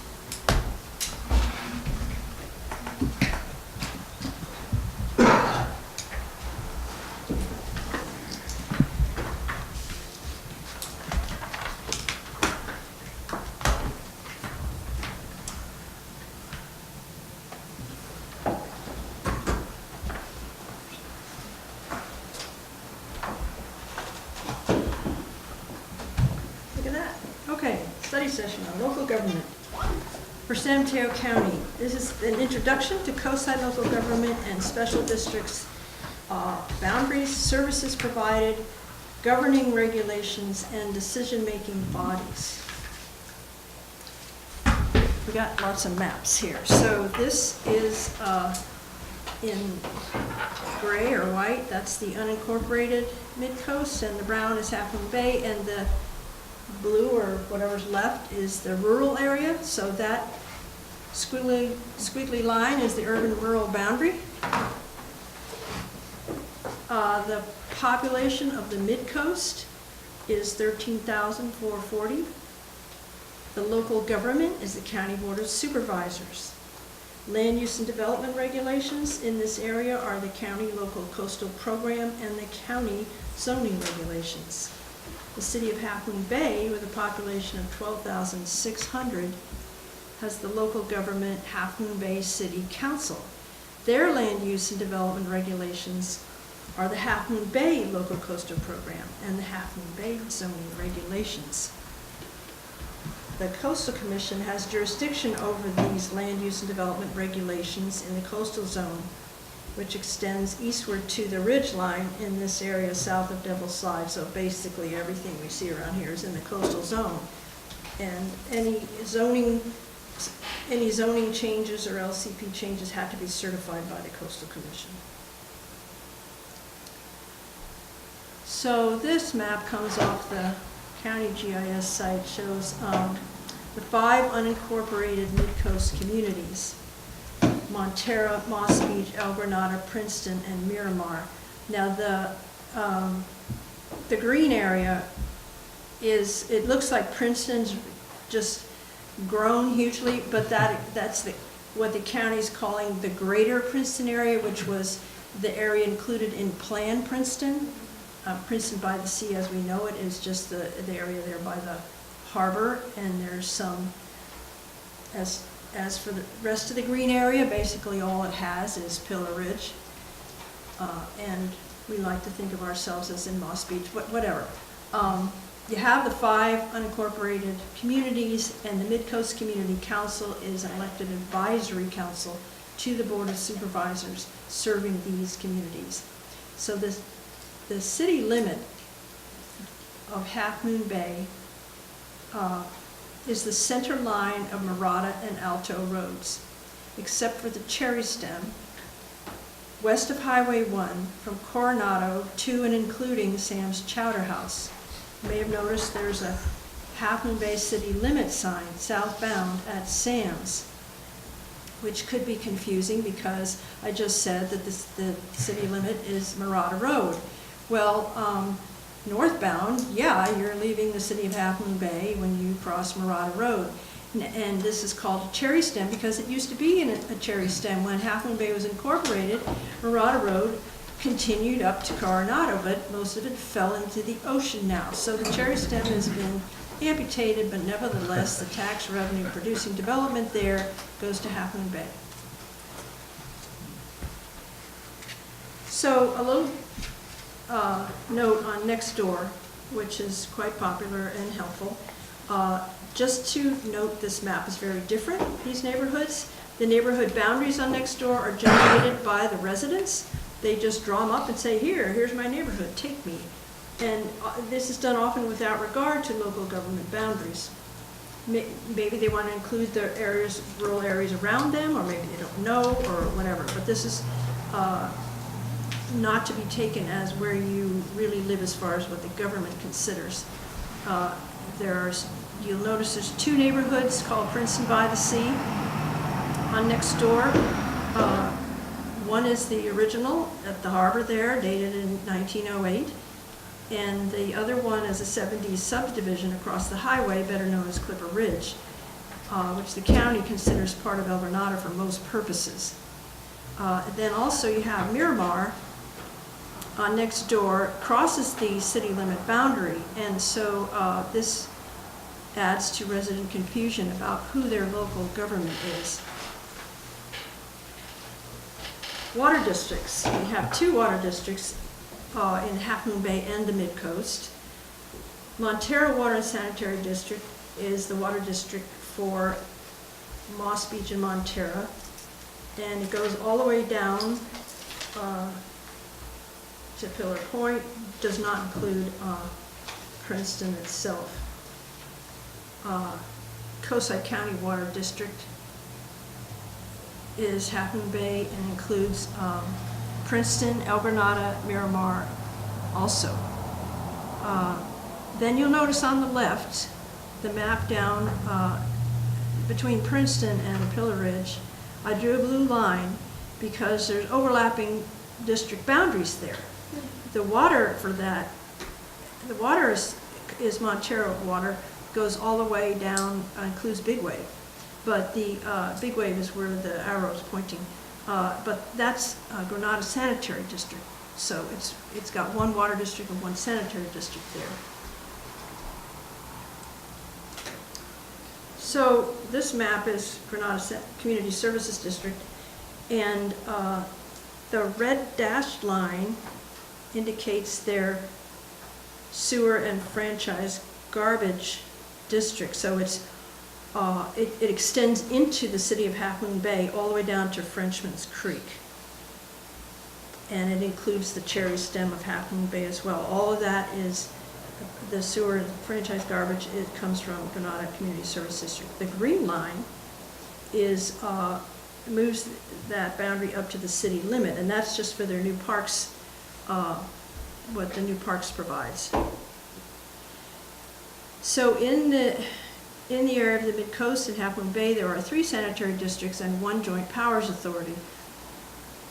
Granada Community Services District, Montero Water and Sanitary District, and the city of Half Moon Bay south of Frenchman's Creek. Then they have the Joint Powers Authority is SAM, and each agency has its own management, staff, attorney, board of directors, or in the case of this Half Moon Bay, it's city council.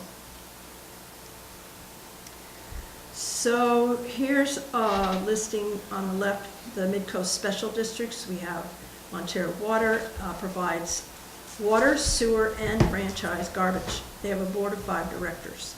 Granada Community Services Districts provide sewer, franchise garbage, and parks. They have a board of 5 directors. Coastside County Water District provides just water. They have a board of 5 directors. Coastside Fire Protection District contracts with CAL FIRE to provide Midcoast and Half Moon Bay with fire protection. They have a board of directors. It used to be 2 fire districts, but they consolidated sometime in the last 20 years.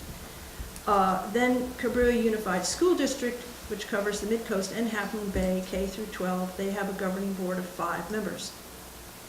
All these boards are elected. Then we have a countywide special district at the harbor, which the harbor district owns 2 harbors, Pillar Point and Oyster Point in South City. They have a board of 5 commissioners that are elected countywide. Although I think they're going to be moving towards district elections at some point.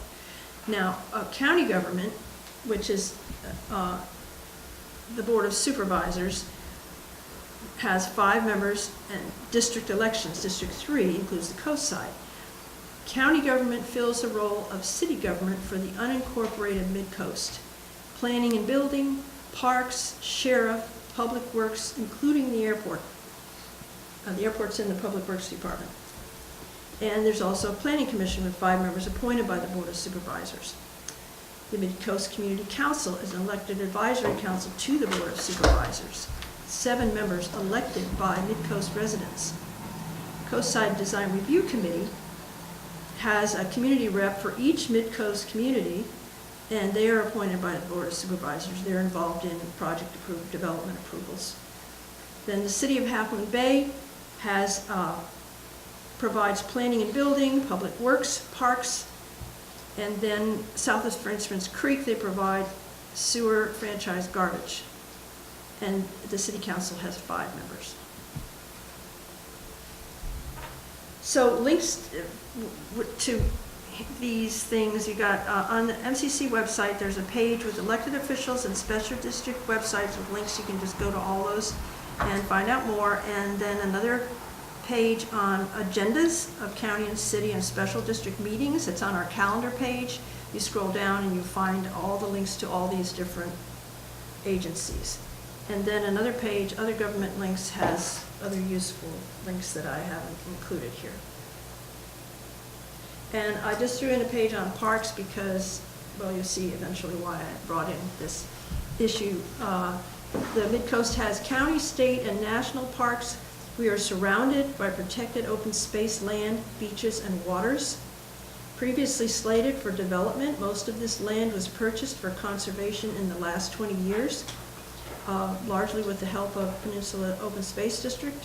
There's a link to their website, and on the MCC website, there's a whole parks page which explains about all these individual parks and pretty much everything I could find.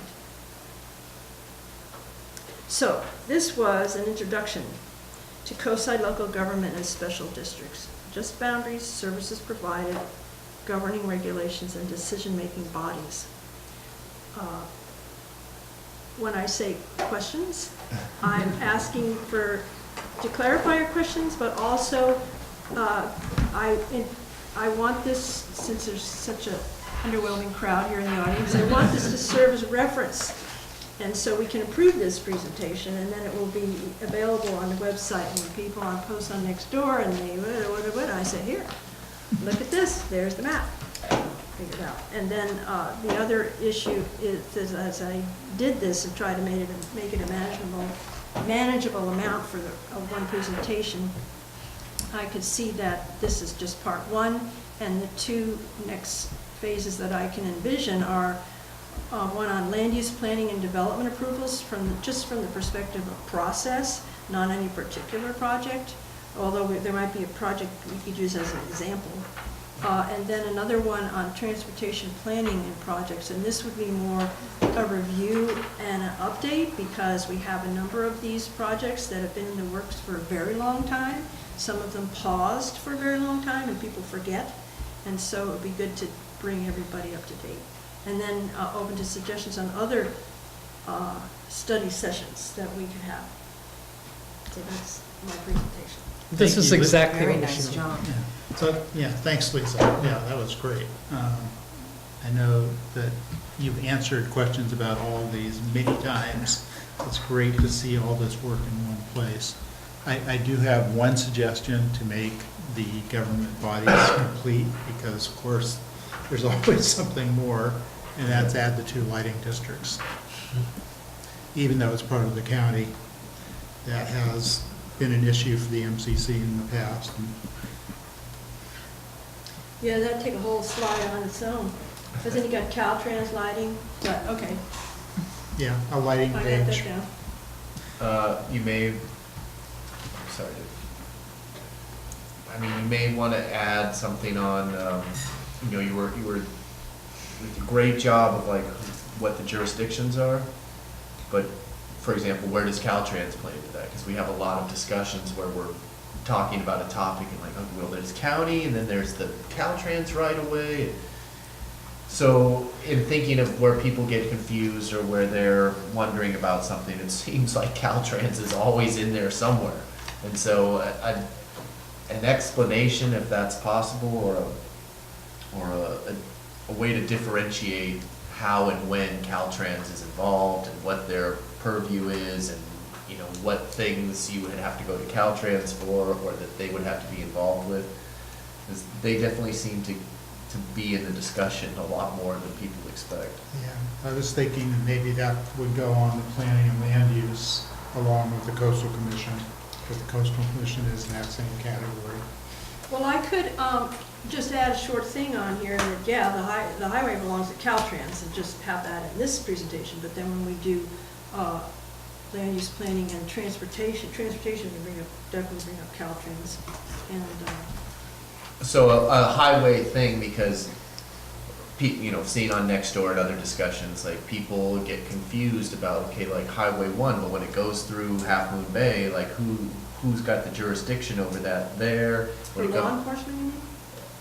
For Right, whatever. so that's another thing, is the whole policing thing, because that always causes confusion. But Well, I would ask for someone else to do that portion. I can certainly This take brings that. in, because this always comes up, people say, well, who do you call? Is it CHP, is it Caltrans, is it whatever it Maybe is? we could get our new coastside commander to volunteer somebody in his department. Well, some. I will ask him. Good luck there. There's. They're too busy. This is different than somebody coming to talk. I want something that's saved for posterity. No, Because yeah. people, I mentioned teaching moments, the last time we talked about this, and, you know, we have this meeting tonight, and people think, I don't want to go to that.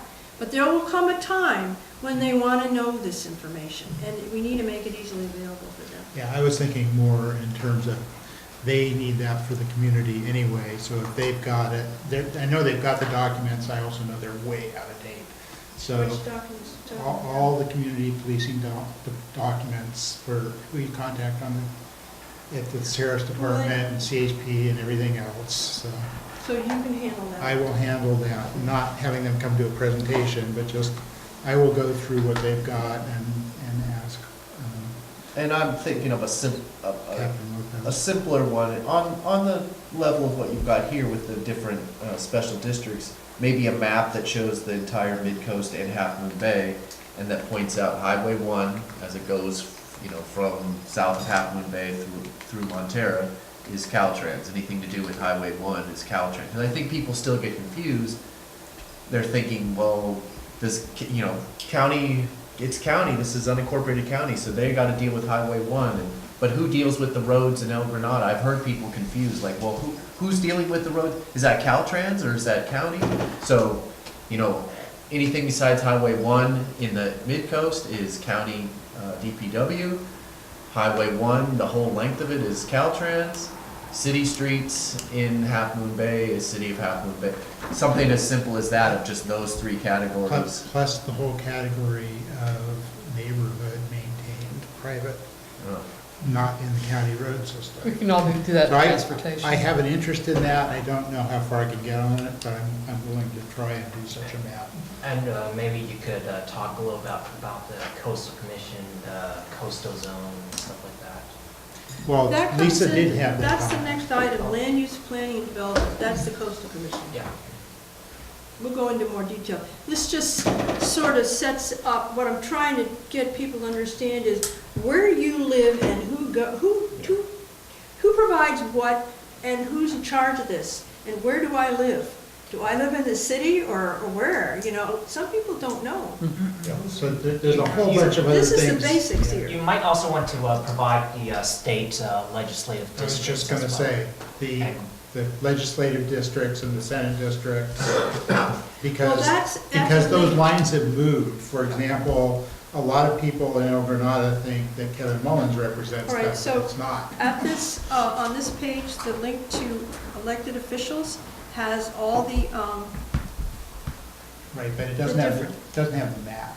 People don't know who to go to. no, So- but I mean, it says if you live in El Granada, you're in, you know, I don't think you need a map. If you know where you live, the- that's the first step. The line actually goes through the middle of El Granada. Just in For thinking, the state legislative district. to me, this is a presentation that should be packaged up and given to every realtor in every seventh grade class in every school here on the coast side. And in thinking of it in that way, yeah, another page of this that has the map of the legislative Okay, districts So, would be so- nice. all right, so this is gonna be a team effort now. Yeah. You're doing policing, you're doing, I don't know, Road. lighting districts? Somebody's gonna, somebody take a look at the elected officials page and see what I've got there and add what you want. Well, I'm thinking more than that because people are visually Well, oriented. Provide the map, you know. I will. I will be focusing on the, because what I would like to do is to do these next two, at our very next meeting and the one after that. I want to get this done. Yeah, I agree, and I think So- one thing we should do, as Chris said, is get this out there, because there are a lot of people who won't find it on the MCC site, despite all our attempts. So one thing I would like to do is get it on the Chamber of Commerce page. Yeah. Yes. Because that's one of the places people go for this. And that's where the realtors go. Yeah, Harvey? One thing that seems to be missing is the All right. One thing that seems to be missing is the process for consolidating or even separating these agencies, special districts. It would be nice if there was a brief description of what LAFCO is and the procedure for how you can change what districts are represented in your excellent presentation. Yeah, that could go on the planning and land use maybe. I was trying not to step on anybody's toes, and I did kind of go there and say, well, each one of them has their board and their entity, but I left it at that. And it's like, I don't, I understand, and LAFCO was very useful, some of these maps and figures I got from the LAFCO website, but I sense that LAFCO is too, people won't understand, and they'll think, well, what has it got to do with me? It's like, because, I mean, this is, in my time, 20 years I've lived on the coast, it's like, LAFCO comes out and says, well, you're in a sphere and you ought to combine, but it's up to the people here, and it never happens. So I think people are more concerned about who's in charge of my street light and how can I stop that project. Describe and what is. What can we do about the traffic? But that does bring up yet another thing, and again, it's not detracting from your presentation because it was an amazing presentation. Park and Rec, people, we don't have that on there, so we can put that under parks at some point. Yeah, you had a parks. Well, okay, I had a slide. You had it on there with some words, but I don't think most people would have interpreted the words the way we do. All right, so I put the slide in there because I could see that parks wasn't going to be coming up in my plan anytime soon. Now, the council has had an annual Midcoast Parks Forum, and we haven't done that. This will be the second year we haven't done it. So I think that kind of thing, and the link to the MCC Parks page is, that is just packed with information on all these different districts. And so if you think we need to expand that page out, or I mean, I know I've taken some of the parks and made their own page, like FMR has its own page, but I guess if you want more on parks, I need you to look at the parks page and say, what's missing? What do we need to do to get this information out to the community? I'm not sensing that it really affects people. They go to the parks they like, and The Park and Rec thing came to my mind because of LAFCO, because that was a sphere of influence thing, but also because... Oh, you're talking about Midcoast Park Services. Yes. Oh, I thought you were talking about all our parks. No, sorry.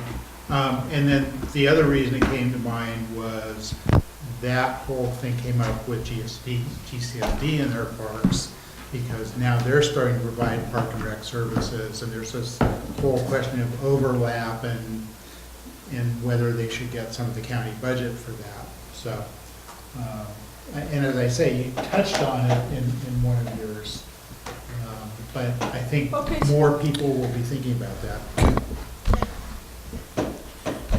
She got her hand up, or My hand has been wanting to go for a long time. Claire, because I've got lots of things to say. That's what this is developing into a two-person conversation. Sorry. And- It's a study session, I'll shut up. And I'm not, one of the things I want to ask is exactly what are we doing here? Are we saying, you've done a good job with this, let's approve what you did, and maybe we'll go on from This is here? not approving anything. This is a study session. Maybe describing exactly what we're supposed to be doing here would be helpful. All right. I got this idea we had a conversation at our last meeting. Carl made a suggestion that the MCC could have a local government something or other every year or once in a while to inform the community, people who want to know what to do about Dunes Beach or whatever it is. And so the Planning Commission does this. If you notice their agendas, which I'm sure you all read, at the end there's either a study session on some topic or what should we have next time for a study session. And of course they have staff come and provide the information, and then they ask questions, and it's just informative is all. So this is an opportunity. So this is what I modeled this after, and So you're informing us? I'm informing the community. Yes. And they may not be here tonight, but it will be, I will make this available for them. I'll put it right under focus topics. It'll be right there, and what I'm going to call it, to draw their eye in, because obviously when I post it on Nextdoor and Facebook about local government study session, it did not intrigue anybody. Well, what I kind of see as in addition to the desired outcome of a raised community awareness, promote informed public participation is the creation of basically a tutorial, a primer, a 3 or 4 page document where like that's why we're talking about, the maps of the legislature. Just, here's what you need to know about what's going on here on the coast side. In 3 or 4 or 5 pages into some kind of document that could be given to people that they can just go, oh, okay, water, great, okay, DPW, okay, roads, great.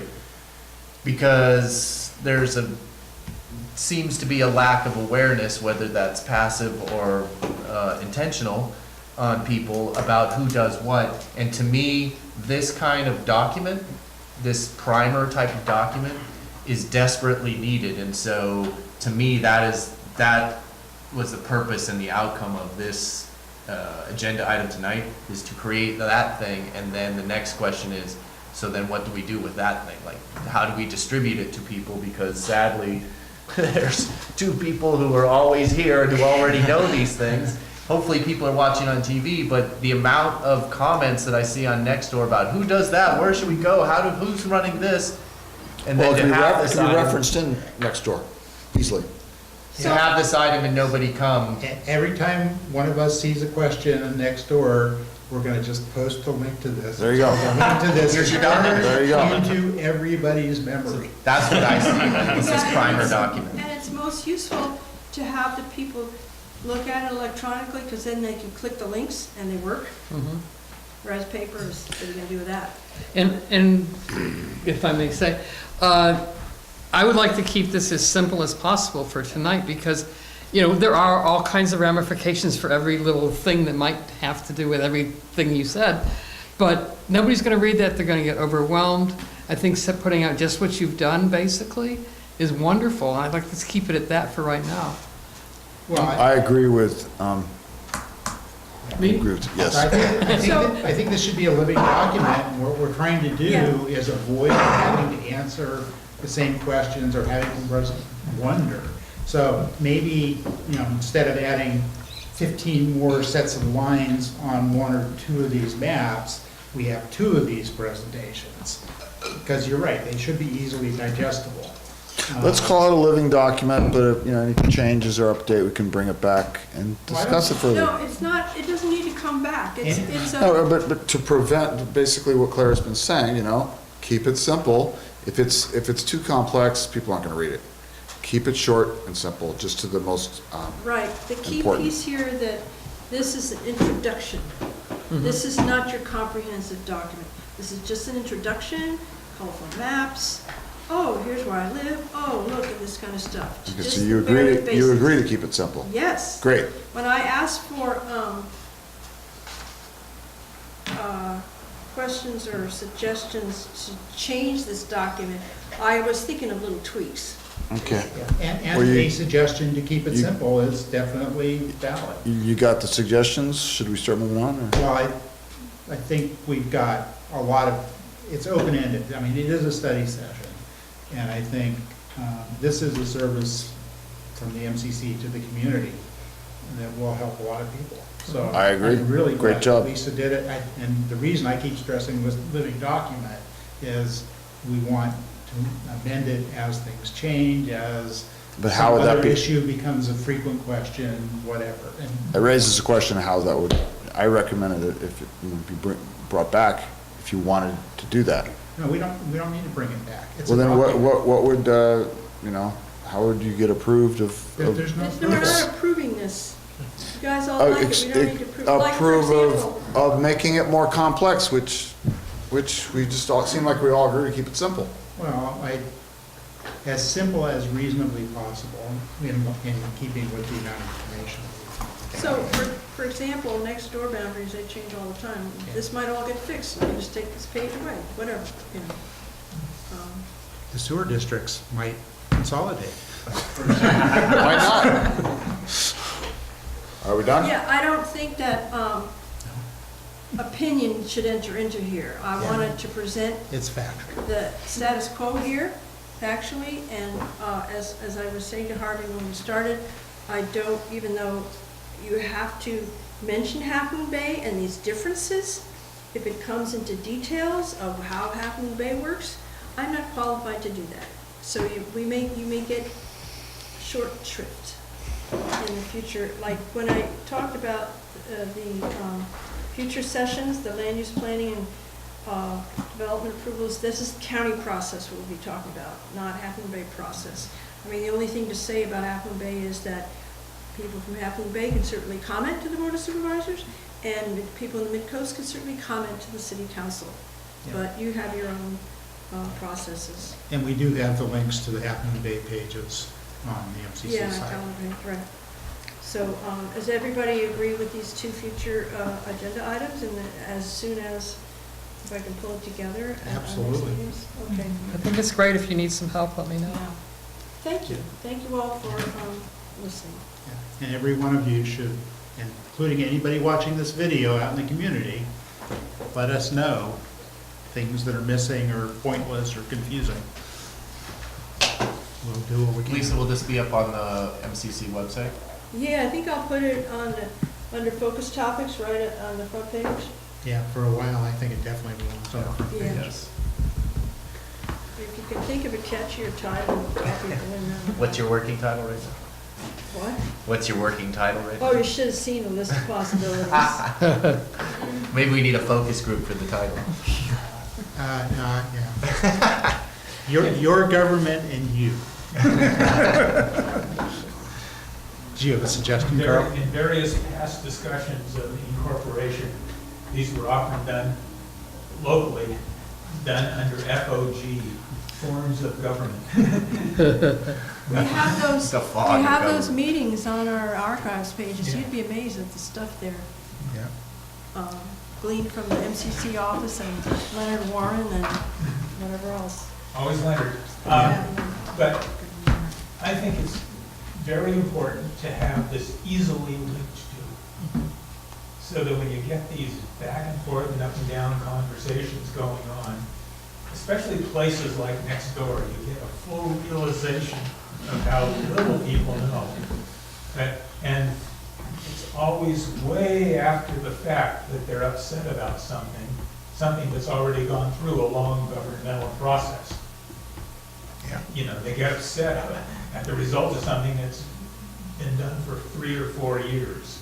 And this gives you something to pop up there the minute you start seeing these questions come up, you know, so people can be clear on things. Yep. I'm clear on who's covering this. What government So the- agencies involved. So the next one on land use planning, that one will need to lead to something like this, you know, about the process. So people can just look at, oh, here's the stages of project approvals and stuff like that. It needs to be an easy reference that could be chapter 2, you know, we'd all Yeah. link together, yeah. Oh, Okay. may I ask? This is, throwing this out to Lisa and Harvey mostly, do you foresee that sort of just giving short shift to Half Moon Bay, that there might be a place where Half Moon Bay might be able to describe its own processes included in this? I will say, for those who haven't looked at it, the new Half Moon Bay City webpage is way better than the old one at finding those processes and information. It is worth looking at. I think that to have that detail on the MCC website is going to add to the confusion there already is, that we don't live in Half Moon Bay, and you need to go to their website. So could we You- maybe put a link to their website or something? have it. We have it Okay, all right. on the calendar page, But included in whatever with the all stuff the other is. places. It's in this presentation? As long as it's in this presentation. Yeah. Okay. It is. All right, shall I now close this agenda item? All right. We now move on to the item removed from the consent agenda, the approval of the letter of support for the county application. And Dan, since you asked that it be removed from the consent agenda, I will let you go first. Okay. Well, I strongly feel that before we approve this letter, we invite the design team back in. We need to relook at these speed bumps that are proposed, or I guess on the design, at every entrance to the highway. It's my strong belief that it's gonna cause more danger than anything else. As the car will have to slow down to make the turn, they're almost gonna have to come to a stop, backing up Highway 1, causing rear ends. So Dan, The cars that are that's leaving- not what this agenda item is about. We can't talk about it under Okay, this well, agenda item. okay, so I will keep it short and simple then. I feel strongly that we should not approve this letter until we have a chance to talk to the design team further about the speed bumps. Okay, I guess what I would say is, under the circumstances, that you make a motion that we not write the letter to support this. Or just vote against it. Well, I think from what Dan is saying, he wants something stronger. So if that is how you Yeah. feel, I suggest that you make that Or we motion. could delay this, That's a different issue, All right, so. I drafted this letter, let me just explain that this is, this need, in order for the county to apply for the grant, this letter is needed by the end of July, and so we're getting it in a timely fashion. And this is a letter attached to the grant application to support the funding people's decision to grant the money. And it is totally not the place to bring forth reservations you have in the project. You might as well not write it at all. So if you have reservations about this project and you think it should stop, then vote against the letter. It would be my take on it. It's my feeling that this is a bargaining chip. And if we just let No. this go, they're No, not gonna that- take it seriously, and it's just gonna allow the process to continue, and we're gonna be stuck So- with a more dangerous system. So you've brought this issue up at every meeting we've had on the parallel trail. The consulting engineers have heard you, the county has heard you. Not in detail. So they have heard you in great detail every time they have been here on this. So, I have more information now than I did then, so it's not okay, complete. so I suggest you put together an agenda item on that and see if you can get somebody else on the council to agree to be a second on whatever your agenda item is. But we can't talk about that under this agenda item. This agenda item is a letter of support for the grant, and you can vote for it or against it. You can lobby the council to vote against it if you want. Struggling with the right way to do that in terms I of think that, procedure. it's certainly possible to tweak the design as a separate issue that doesn't come into the funding of it. Yes. The funding people don't care, well. They care that it's about the compliant speed with bumps or not. regulations. They're not gonna deny the money because you took the speed bumps out. Yeah. It's just, so we can, Well, if you want the parallel trail, you can support the letter and then you could bring forward another agenda item. course. To try and get the design changed. of course, I want the parallel trail, and I want the design change, and I feel strongly that likelihood of it just gonna continue to move forward, and we never get a chance to talk to the design team again here seriously. And it's, you know, Put everybody's busy. Put and I together think the this is a agenda bargaining item. chip that we're just gonna let go away. No, a bargaining chip to throw away grant funding means that you're postponing the completion of the trail perhaps indefinitely. So, we do not want to get into the same position we were with the pedestrian crossings at Surfers Beach, where they heard so much community bickering and some bickering on the council that they just decided to forget about it. that's not what most of us want for this parallel trail. So, as I say, I think, I'm now backtracking and saying, yeah, I think that you can vote against this letter if you want, but a secondary motion is probably not appropriate. But another agenda item, if you can find somebody to second it, then I will definitely put it on the agenda. I'd like to make a motion that we postpone voting on this letter tonight. We are out of time to vote on this. They need it for July. So. Well, is there a second to his motion? To postpone it? Yeah. What date?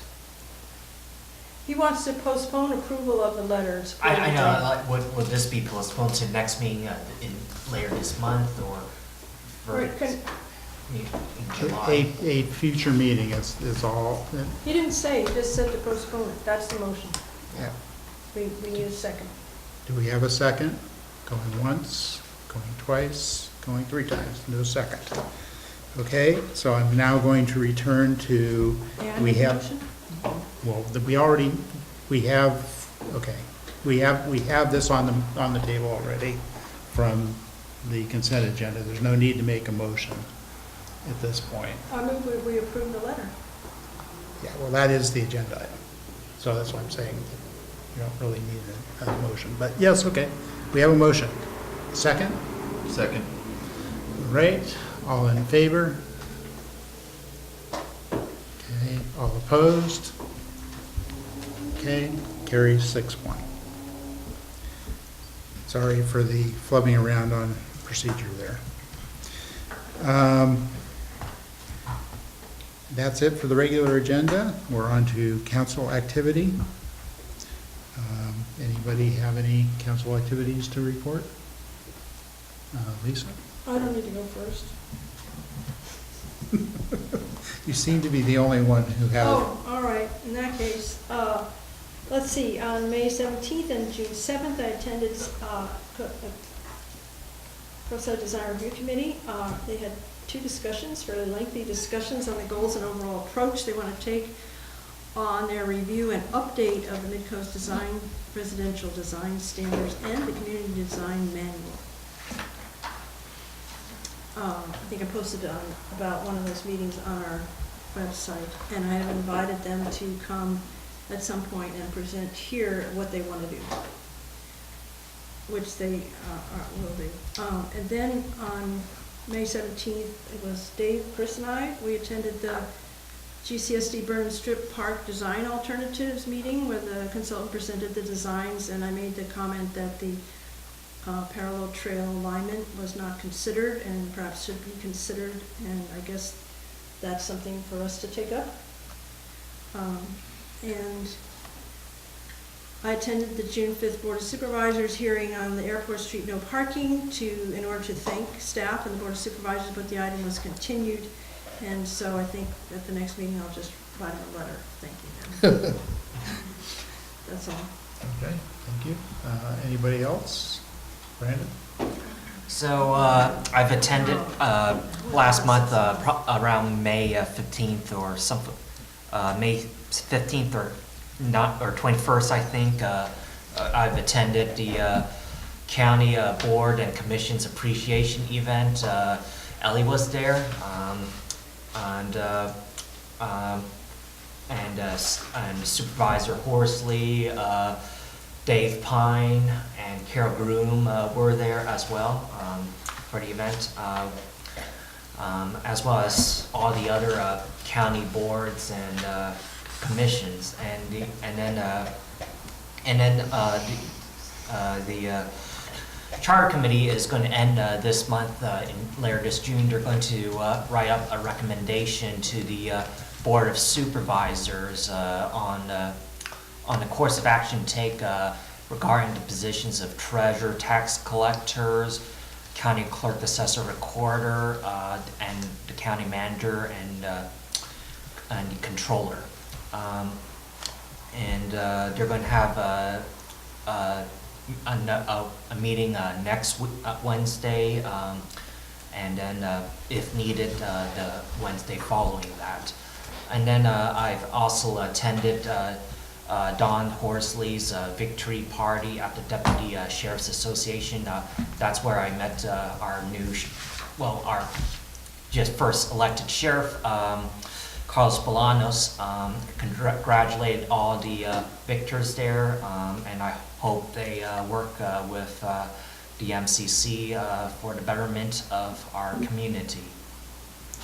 And the superintendent's election is still up in the air. The final votes are going to be counted. As of right now, both candidates are 50%. And since we have an all-mail ballot election, election results takes a couple weeks to be counted and then certified by the county clerk's office. Okay, thank you. Can I clarify a question? The supervisor's race is up in the air? What- No, the superintendent of schools, Oh, okay. county superintendent of schools. Supervisor Horsley won by 78%. So. Anybody else? All right, closing that agenda item and future agendas. So we have a potential future agenda item on the parallel trail. Anybody else have an agenda item coming in the future that they want to get listed? So I'll do the June 27 and July 11, tentatively, the next two local government study sessions. Okay, And that's all. great. Then we are on to adjournment. Do I hear a motion to adjourn? I move to adjourn this meeting.